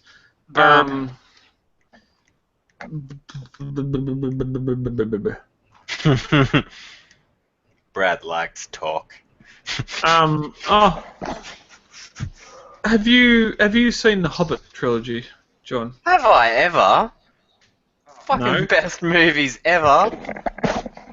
Fuck yeah. I just realised my headphones are wireless, so I don't. Honestly, like I loved Lord of the Rings as a kid, and I saw the very, very first Lord of the Rings with my father, and then my father died the next year. Like, so I've gone every Christmas on Boxing Day to see. As in the cartoon or the movie? Oh, even that cartoon movie. Yeah, man, I can't believe you know that shit. That is epic. Yeah, I've seen that. I loved that shit, man. Like, and they never made any more of them. It was just like the first cartoon. It just sort of like didn't lead into the whole story. I'm like, what the fuck, man? You can't do this to me. Like, cities of gold all over again. I've got all the Lord of the Rings films here. I quite like them. Great. Yeah, And the collector's editions? Oh, even better. Oh wow. Adding that extra scenes in. Like, if you're someone that's read the books and followed the... Like, he did a great job. Like, anyone can be haters as much as they like. That's one of the best representations of a movie, book to movie that I've ever seen. Yeah, adaptation, novel adaptation. Yeah. Yeah. Mikey, what are you doing? Are you, like, eating electronics? That's what it sounds like. No, he's done something with his mic. Yeah. Yeah. No, apparently microwaves interfere with these things. No, I love them, Brad. They're great. How's Smug? Do you love Smug? Like, or you know, at the end. Yeah, quite like. I've seen parts. I've seen parts of Unexpected Journey. Yeah. And I finally got to re-watch it all the way through. Watched the this edition of Smug yesterday, and to for what it is, yeah. For what it is, enjoyed it. What the fuck? It's not. I mean, what people have to realise is J.R. Tolkien got subscripted into the military as a young child, as a teenager. He got forced into the military, and he actually writ the Hobbit trilogy and Lord of the Rings as part of what he witnessed. So a lot of those characters represent, like, you know, people that he probably knew and died and shit. And like, when I think about, like, I don't know what his interpretation of it was, but that's what makes me think of the story as more of an epic thought. It wasn't just someone sitting there going, let's write a story and try to make $1 million. He was trying to rewrite his life story as something to be interpreted from. He rewrote it after he done Lord of the Rings, though, to try and tie it in a lot better. Like, I know there's a lot of stuff in there that's not in the book. Yeah, that's true. The book has a lot more stuff in it. Like, I've only watched the first part of the third one, so I can't really comment on the trilogies at all. But I don't. I was listening to a review today of Resurgence, and it just sounded exactly the same. I also heard a review today of the new Ghostbusters. How is it? I'm not going to spoil it, but from what I've heard, every time they try and call back to the original, it just falls flat, and it's reminding you. Do you know who the main villain is? It's reminding you of a better movie. Do you know who the main ghost villain is? In the new one. Yeah. In what? Sorry. I'm not going to spoil it. But What movie? Yeah. No, what movie are you talking about? The new The new Ghostbusters. Oh, New Ghostbusters. Do you know who the main ghost villain is? I honestly don't know. Don't care. Well, I've seen Slimer in the ad, but I don't know why he's got a jackal face. No. He looks It's like the alien literally- from Resurrection. It's literally the insignia ghost that is the main ghost villain, is what I heard. Who's the insignia ghost? You know He's, the yeah, guy- he's in the toys. He's pretty much a small Stay Puft dude. Oh yeah. No. He's- You know he's the the guy most- in the symbol? He's not the same though, because he's got a bloody alien resurrection face. Yeah, I just Nah. don't like it. He's Has got a nothing- jackal face. they're female characters that I don't even know, and it's just shit. Like, They're not funny. There's nothing from that yeah, trailer it's that's funny. none of them. It's exactly. I have There's no nothing issue- against females. It's No. I love. Yeah, females are We pretty all shit. know- we're all males, so we all know that we love females. But not these four. Not these four, and not in this movie. Yeah. That's exactly right. I've got no issue about the females. I've got no issue about them rebooting it. My biggest issue is I watched that trailer and nothing was funny. The only thing was half funny was a goddamn big black doe sitting there yelling her ass off. I just Ghostbusters. I is find it just funny. like- Ghostbusters is just like the Total Recall remake. I rewatched. Has nothing to do with the original. No, I rewatched the original Ghostbusters the other day. Just the ensemble, what they're doing. But they're just so famous. Those four actors, like they just made it so big in Hollywood, and But to just before- replace it with before- four females that no one's ever heard of, like what the fuck? Isn't Yeah, Choose but the no. more famous people. No, Someone was trying to speculate. because they weren't back then. They weren't famous They back weren't then. back then. Yes, I agree. That's a fair point. But they are now. They are now. So you can't remake it and go, well, we're just remaking it the exact same with four nobodies. Because You can. chances You are, can. chances They are should in be 10 years' nobodies. time, though. But chances are in 10 years' time, Brad, those four are still going to be nobodies. Whereas the original four from Ghostbusters are still going to be famous. Well, no, because look what they've done after it. Bloody Winston Ford killed his career after it. Oh, come on. Winston. Don't be like that. I love Bill Murray. I love Bill Murray in it, but I've not watched Bill Murray in anything else. I've seen part of Groundhog Day. Bill Murray Caddyshack, Caddyshack, man, is still the best movie ever. I've got no interest in it. What? What is Caddyshack? Caddyshack. Do you seriously not like Caddyshack? What is Caddyshack? I've not He's a seen it. fucking- What is Caddyshack? He's the fucking groundskeeper of a golf course, and he's the biggest pothead, and he's trying to get rid of all the fucking gophers from fucking up the golf course and shit. He ends up putting like heaps of dynamite down in their holes and shit and blowing them up. It's fucking epic, man. You gotta watch it. He's like a massive stoner that's trying to look after a golf course. Brilliant. Like, come on. What? Yeah. But the Bill Murray. ensemble. Come yeah, on, but, Bill Murray. yeah, but he's acting against gophers. He's acting against a stick of dynamite. There's lots of other shit happening. I'm in the movie. gonna Come on, throw Alex, you in no. a hole. No, Here you there's lots go of down in the hole. Okay, when you put it like that, it seems pretty sad, but you know,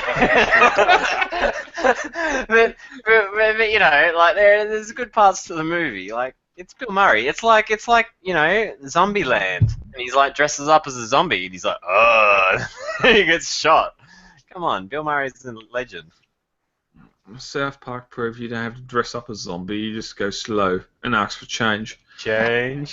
See, There's some change. he's nearly impervious to that. We've already given him change. I'm homeless. Poor Randy. There's some change. Poor Randy. Sit down. Shoots his friend. Why'd you do that, Billy? Why'd you do that? And at the end, he's like, "See, Billy, we're saved. We're saved, Billy." Oh. Oh fuck! We don't need to do a South Park. If Randy was real in real life, like everyone would want to be his friend. That's like the one person you want as your friend in real life, Randy. Randy Marsh. yeah. Like, Randy Marsh is everyone's hero. Alright. Well, we've lost Mikey. I think that's done Yeah. it for the night. Oh, Right, he's back. I'm gonna eat my food. That's right, you were getting food. Believe it or not, it's my key. You didn't even say you're going to get your food. You just left. I hope you're sharing. But I was still with you. In spirit. Oh. No, I had my wireless headphones on. Yeah, Yawn. lovely, lovely chicken patio. What the fuck's a patio? Is that like some sort of crocheted paper? Patio. I don't know. I feel it's too late to go out Pokemon hunting. No, go ahead. No. Oh man, I'm loading this episode of Pokemon quotes from South Park. I don't care. I have the episode. All us men in Japan have very small penis. Oh, penis so small. Why is Jason Murray still up? I give up. What is he posting? Yeah, he's posting in the comment thingy. The new Ghostbusters is good. Oh. I highly doubt it. He also posted that this episode should be called Oversized KO. OSKO 69. Is that racist? Where did he say that? Oh, in the chat. Title of the show 69 OSKO edition. Yes. Oh, yes. Thumb. Thumb it up the bum. Mike, Yeah. has he seen the Ghostbusters? Me? Betty's calling. Who's calling? No. Have you guys never tried Patsu? I'm gonna watch the trailer. I'm gonna rewatch the trailer. Fuck it. Have we never tried what? Chicken Patsu. I don't even know what that is, so probably It's not. Thai. No, but you know what's American Concord? what's really good? What's really good is what's it called? If it's Thai food, it's like Screen Junkies had honest trails up for Ghostbusters 2. I really want to see that. Oh, I need to see that. I need to see that. Alright, let's do this. But Yeah, like the new honest trailers. No, already Ghostbusters 2. on Oz trailers. No, Screen Junkies. Did you know that this new Ghostbusters is supposed to be a prequel? But No, how it's can not. it be? Yeah, but how can well, it was speculation once. But how could it be a prequel if someone's got a selfie stick? Yeah, exactly. It's not. It's a reboot. Alright. Honest trailers. What am I looking? Honest trailers. Ghostbusters 2. Yeah. Won't we get fired if we do this? No, if we play it individually, it won't play up on the screen as long as they share it. Yeah, because it just goes through our headphones. Hold on. It won't Now, go. before we go into this, what are our expectations of Ghostbusters 2? I think I've seen this more than the original. Once the Ghostbusters 1 and Just double Ghostbusters check. 2... This is a trailer for the original Ghostbusters 2, right? Just That's making honest sure I'm trailers. on page. Honest trailers will pull the shit out of it. Yeah. So. Okay, got it. I've got a fucking ad. Okay, hold on. Of course. I'll just play. I'll play. Too. I'll play 1 second of it and see if you can you hear that? Yes. I can just hear sort of static, like. That's the Can you hear it? Hold on. Hear it now. No. Alright, cool. No. Alright, I'm ready when you are. Rightio. Have you cleared your ads? It shouldn't matter. Just get it back to 0%, and then as soon as you press play, it'll start showing all the all the people's caps of what's coming on. Yeah. And then we know we're all in the same videos, and then just Alright, get it back to 0. are we ready? Not yet. What's did we like Ghostbusters 1? What did we think about Ghostbusters 2 before we watch this? As in the actual movie, or Yeah. To be totally honest with you, it's really been that long that I can't seriously remember which one's 1 and which one's 2. I liked it just as much as the first one. I'd never seen the hatred. Which one was like the gatekeeper and shit, you know? That's and he's the first one. Gatekeeper, and she's like, I am that's the first fucking... one. I'm the Alright, keymaster. Yeah, I am the keymaster. I am the gatekeeper. That's I had no issues with this one. So, all right. We at the 000 for Screen Junkies on Australia's Ghostbusters 2. For those playing at home, 3, 2, 1, click. And a lot of people said, "Let's do this one." I'm just going to bring the volume down a little bit.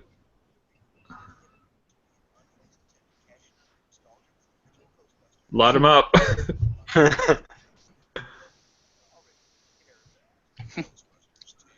Why? Ecto 1A? Like, look, it was just already done so well. That should have been full of shit. Oh, it's that bloke. Oh, this was a great scene. Stay puff. Oh. Oh, that's such a progression now. Even the Ninja Turtles went to doing the party thing. Some of those things scared the shit out of me when I was younger. Oh man. Really? Yeah. Yeah, especially the dogs. See, I used to watch anime, so like this show just always seemed like poor to me.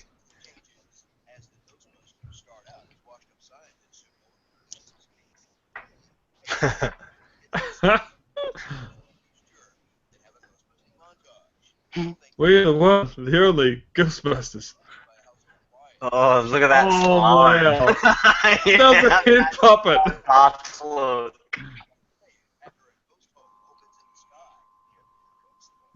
After a ghost hole opens in the sky. Oh no. Lady Liberty.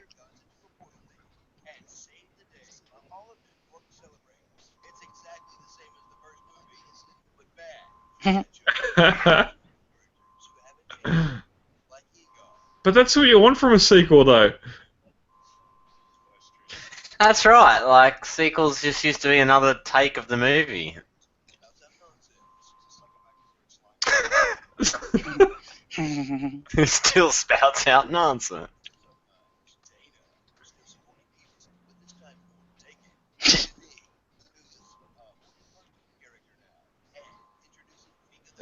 Vigo!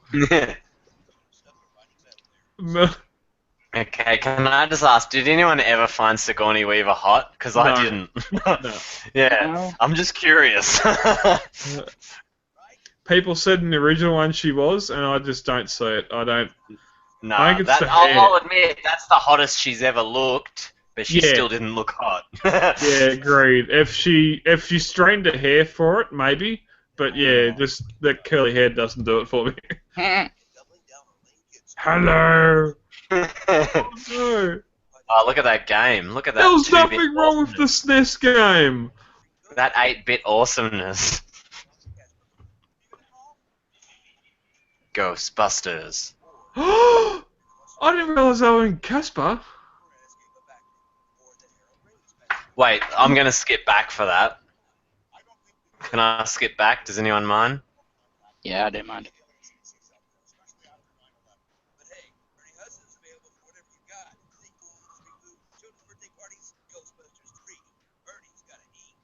I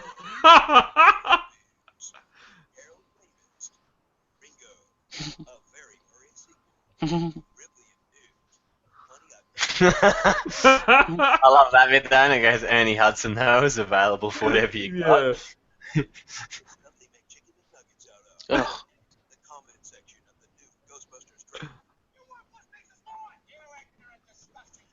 Ah.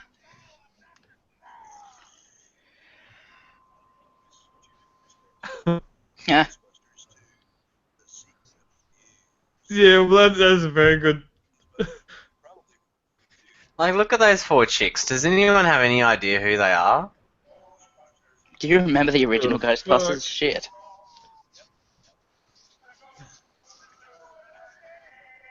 One of them was an ape. Wow.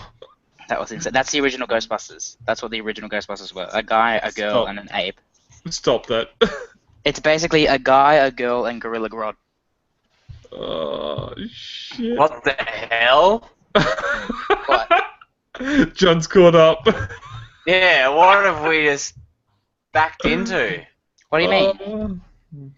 That was not What do the you mean? original Ghostbusters, some The ape. original Ghostbusters were a guy, a girl, and an ape. That is basically like Gorilla Grodd. And what, were they written on a stone tablet in the ancient times? Probably, I don't know. The whole reason the original one was cut to Whatever happened to 9 the months cartoon? early. Remember the cartoon? There was some evil dude that looked sort of like a skeleton guy. He was like, whoa! I don't know if that's what he really did, but that's what my interpretation of him was. He was like, Ghostbusters! What? Come on. Dare we You know. watch the trailer for the new one? No, I don't want to. I don't. I'll have to admit that'll be the only thing I've watched of the new one, so I'm happy to watch the new one. Yeah, why not? What do I type in? I just done Ghostbusters, Ghostbusters 2016. Fine. It's a 2 minute, I just type in 37. Ghostbusters. Yeah, it just comes in Ghostbusters official trailer. Is that what we want? Or? Just go Ghostbusters 2016. But then what's the thing called? Does it say Ghostbusters official trailer HD. It's 2 minutes and 37 seconds. 2:37. Oh, I've got 2 minutes 38 seconds. Me too. Yeah, that'll do. That'll do. That'll do, That'll do. pig. Oh, don't Yeah, worry. a second more footage. Yeah. We'll get hung up on it. All right, hold on. I Get it to just- 0. I would love nothing more than for 4 hot, sexy bitches to be running around in ectoplasm, you know, fucking All wet and good. taking ghosts out, but just not these 4 chicks, man. You know, like they're None just of them not funny. They're not attractive. They're not nothing. Well, there's no screen presence like Bill Murray. None of them. They all I stand just there. as better full know. on. I didn't find the 4 Ghostbusters attractive. But you found it funny. Yeah, they were definitely funny. Yeah. All right. Ready to play? What else is funny? Boobs. Yeah, pretty much. All right, let's roll. 3, 2, 1, go. Sony, Columbia, Village Roadshow. And this is the worst thing. They do this. Oh, 30 years ago. Yeah. Doesn't matter. Nothing happened 30 years ago. We made a good movie. Now we fucked. And now we're going to completely forget that. This summer. Who drew that? I did. Yeah.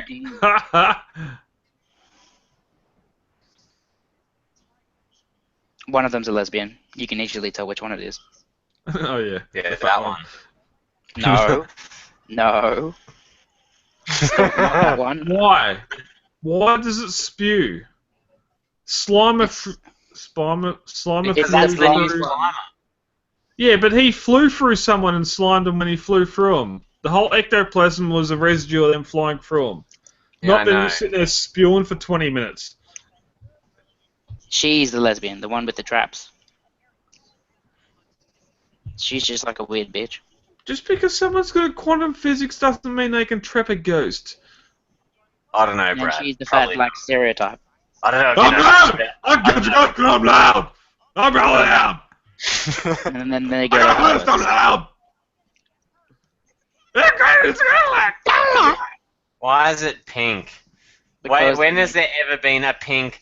No, seriously, when has anyone gone to a funeral in a pink fucking one of them? No, they painted it. They Yes. painted it. It wasn't. No, go back, Mikey. It was pink when she bought it, and then when they repaint it, they shut up. repaint it white, and it's still pink on the top. There's up. never been a pink fucking Shut up. hearse. Shut up, Mikey. Maybe it's a. Woo. Why is there a goddamn skeleton giant ghost? Ghosts are people. Ghosts are people. Why No, is there there was ghosts in with this movie. There 9 foot wasn't long ghosts. wings? Well, no, because then what happened with Marshmallow Man? Stay Puff. Was he a person? Come on. No, he was And how do humans do this? Pickle Destroyer. How does the human make the head go 360? No, Without she was possessed. She's possessed. Look, see, and then Doesn't matter. the spirit just goes out. The neck, her ligaments, all that would screw around her neck and tear. Oh, come on, we've all That's seen the The villain right Exorcism. there. That's the No, villain. I don't care about that. That You've movie seen doesn't The exist. Exorcism, and that bitch fucking walked down the stairs like a spider backwards. Yeah, I've seen Prometheus and The Thing. No, not They Prometheus, don't I get said up The after that. Exorcism. They don't get up after that. They're dead. The You know the Exorcism, Ghostbusters symbol, the chick right? was still very much alive. No, they're dead. You know the Ghostbuster symbol? Yeah. No. A That's ghost with the a no sign? That's the villain. Yeah. That's the new big bad villain. Yeah. Gay. Alright. Gross. Oh, what's this? Has anyone, like, if you just keep seeing, now it just says Ghostbusters all trailers plus clips, and it's like fucking 11 minutes. Yeah, see. Yeah. It's just playing over and over again what we're doing. There's way more shots in it. I don't care. It looks shit. I don't. Yeah, but there's one famous chick in it, and I don't even know her name. Can we? The one that I said was... Can we rip more on the new Machinima video? Oh yeah, let's. No. I need to find it. I liked it, like I said, like... Shin... I don't know where to find it. Type in Machinima. Google's. Oh. Machinima. You just type in Machinima Transformers Combinables. Prelude to Transformers Combinables Starscream. If you know me, you will blow me. Oh, here we go. I got it. I found it. I found it. All I did was type in Machinima Starscream. Oh, You know no. I'm going to do something I shouldn't do. I'm going to open iTunes. We'll just Open iTunes.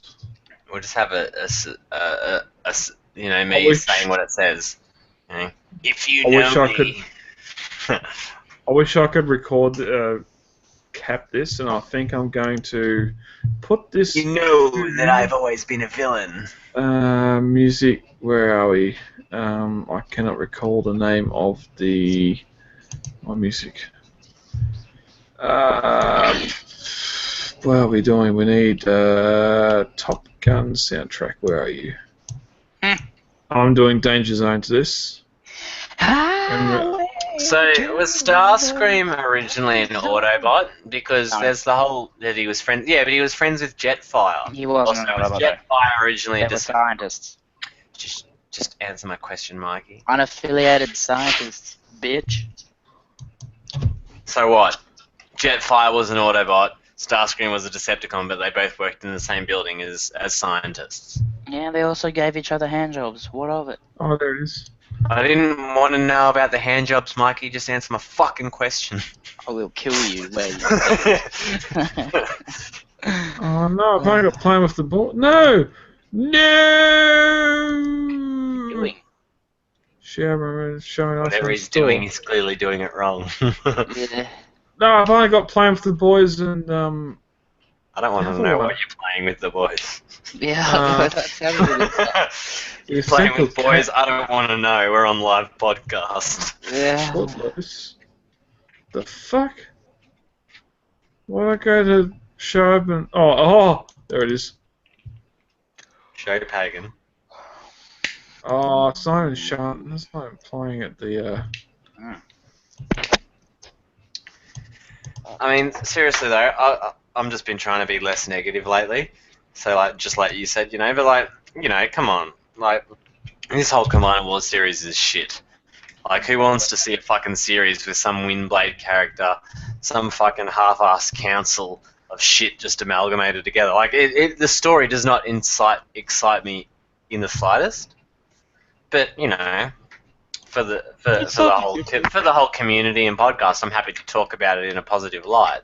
And it's still going to be a decent animated series, but it's too far from G1 in my opinion, and not meaning not meaning, but you know, like the essence of G1 was just so much more basic, and this is just, I don't know, like. Remember that Transformers thing we watched last week? The Megatron with tits? Oh yeah. It's up next on my feed. Yeah, I don't really want to see. I don't really need to see Megatron with tits again. That was fucking funny though. Rightio, what we got here? 3 minutes and 6 seconds. How long? Oh, it's not going to go for long enough. Alright. I'm going to press... Yeah, I'm going to press... Rightio, we got combiners teed up. Almost. Yep. Yep, good to go. When are we going to press play? 3... Oh, Yep. Right. Yep. 3, 2, 1, play. I'm now going to iTunes. I'm going to click. I mean, that whole riff, like, I just see the stars. I just see the Top Gun, like, you know, and he's flying through. I don't know what the fuck's going on. I can't. Are we hit gonna play. have to stop again? No, you're right. Keep going. I'm just. iTunes has shit itself. Play, assholes.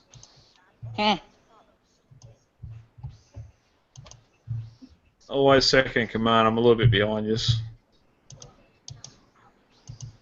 a shit voice. It is. Look at those feet hanging out the back. I hate that. It is pretty bad. What's so bad about that? That is like the ports of the engines, like Macross jets, like Valkyries. They're all like that. I just don't understand why that's such a bad thing for you. It's Transformers, not Valkyrie. I can understand Macross do that, but this isn't Macross. Times are changing, Brad. What the fuck? My iTunes has completely shit itself. It has realised I want to play Danger Zone to this and stop.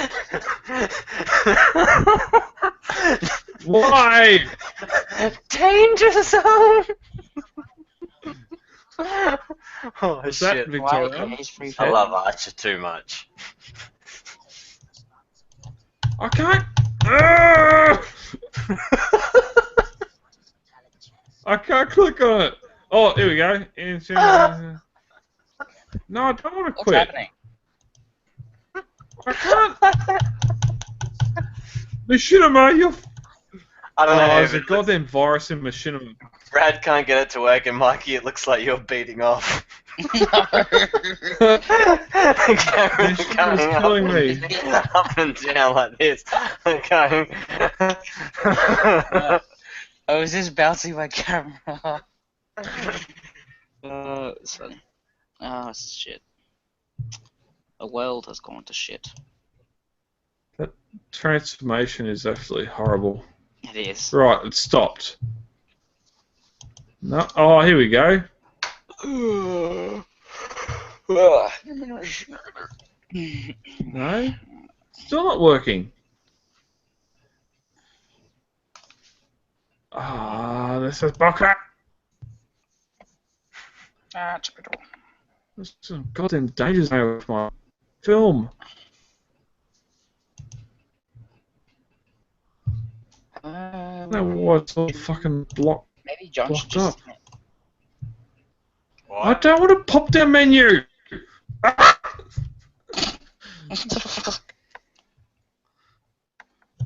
John, sing Danger Zone whilst he watches the movie. Danger Zone. What is it? It goes, heading down the highway, thinking. Oh no, I forget what all the lyrics are. Let's just look it up. Yeah, look it up. Yeah. I'll play it right now. If it'll play. I don't know what's. I don't know what. Now, no one even So opened. You need to caress it, right? Oh, trust me. Kenny Loggins, Touching that's the it, flesh, Danger it's not- Zone. He goes, revving up your engine, listen to a howling roar. Oh. He goes, metal under tension, begging you to touch and go. He goes, highway to the danger zone. Right into the danger zone. Heading into the twilight. Oh! It just started. Right, I'm playing now. Right. Compatible zone. So what are you Okay, watching so we now? get compatible What is this? the beat's kicking up. The Prelude. Revving up your engines, kicking over low. Starscream's head sucks. Right into danger, you never say hello. Until you get right on the red line, overload. Right into You never know. the danger zone. Revving up your engine. Tonight. Jump into overdrive, drive. Highway to the danger zone. Dive into the danger zone. And the house. God. Hello to you on the red line overload.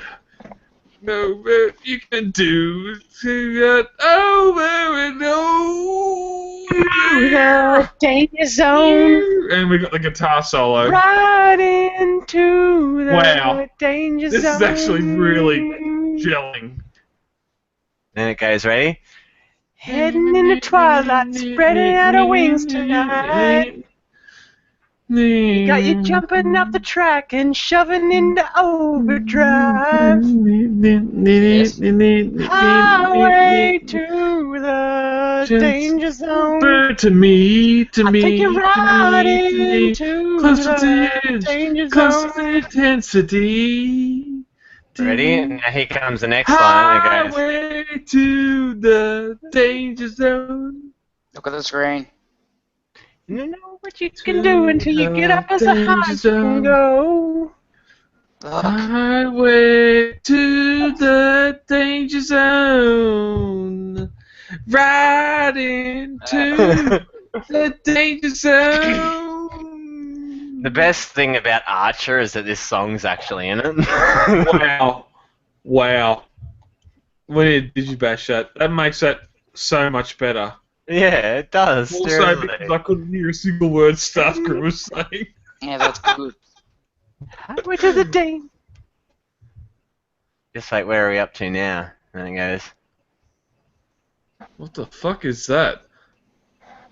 Nintendo introduces mini NES. Highway to the danger zone. Oh no! It automatically started playing the Right into Metron movies. the danger zone. I'm trying to figure out why is Megatron getting away when RC's chasing him. Like, what's that from? Of course, Megatron's about to get boobers. I'm going to redo that for the podcast. Man, you should so watch the film clip for this Kenny Loggins Danger Zone film clip. It is epic. I'm going to YouTube. It's got the fucking goose dying and shit, and then like Kenny Rogers is in like a fucking straitjacket and shit, or on a bed, like it's fucking epic. Top Gun Danger Zone. How high the Danger Zone? Kenny Loggins. Kenny Loggins Danger Zone. 3 minutes 46 seconds. Yeah, it's such a funny film clip. Here, we'll start it when you're ready to start. So I'll start. Oh, Good night. All right, are you going in bed? Yeah, I'm already in bed, but I'm just gonna say good night. All right, good night. good night, man. We're gonna listen to Kenny Loggins. Yeah, I've got an ad for something. You were right to be afraid. Is that You just tell him. of the dark? Yeah, I'll let you know. Oh, James won. Oh, I'm skipping that. Shit. All right. Rightio. Kenny Loggins Danger Zone. 3, 2, 1, click.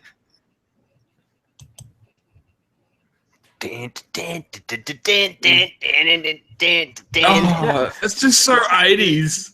It is, hey? Like, it just brings back so much nostalgia. You don't even need the film clip. Heading to the house. How is he though? Look at him like lying on the bed and shit. He's not even singing. Highway to the danger zone. Is it Miramar? Right into the danger zone. Oh, it's Maverick. He was there. Turn the wings tonight. Jumping into overdrive, drive. Oh, that's right. I remember they're singing that old song. What's that song they're singing? You never close your eyes anymore when I kiss. But we'll do this in a minute. That's it. Saying no to you when in the red line overload. Yeah. So what we can do is you do I didn't know. Yeah. Oh, solo. Guitar solo.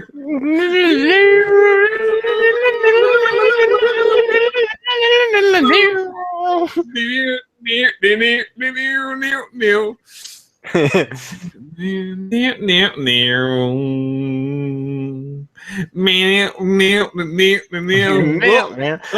you bastard doing a flyby! Burn to me,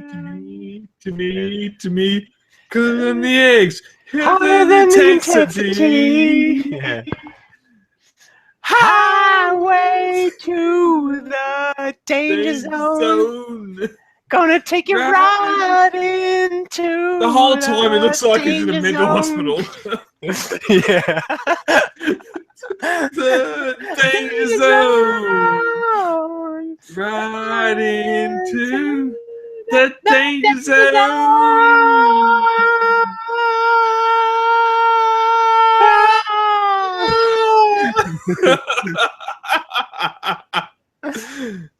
Highway to the danger zone. Look, say there he was, Goose. I know. This is supposed to be the sad part of the movie, and it's the climax of the song. Goose dies. It's just obvious he's never seen the actual movie. Yeah, they were just like, sing this song for us. Yeah. The danger zone. Jetfire. It's Jetfire. No, it's not. I know. It's the closest thing we'll ever get to Jetfire. Yeah. Honestly, it's Go Rock mode. Oh, there was even sound effects from the movie then. It's like, yeah, quick, gunshots. right. Oh, this is sick. Let's do a Top Gun commentary.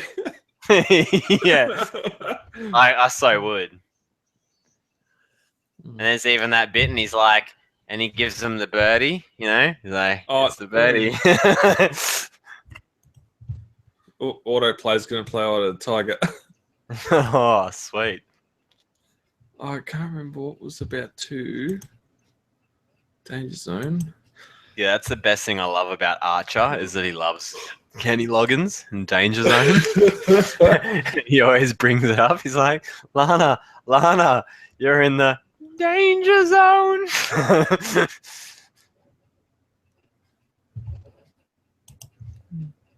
Nice. All right. We need to end this. Yeah, if you don't hang up, I'm just gonna be forever. I still got to go eat my steak. The 1:45 steak. Nothing like it. The steak dinner. Yeah, at 1:45 a.m. Oh shit. Oh, it's been good. Been time. All right. Cheers, man. Fun times. Yeah, we'll have to do a off the shelf rails soon. Off the rails, yeah. Any day, man. No, Sweet as, man. All right, you have a good night. Speak to you soon. All right, man. Have a good one. See you, Brad. Bye.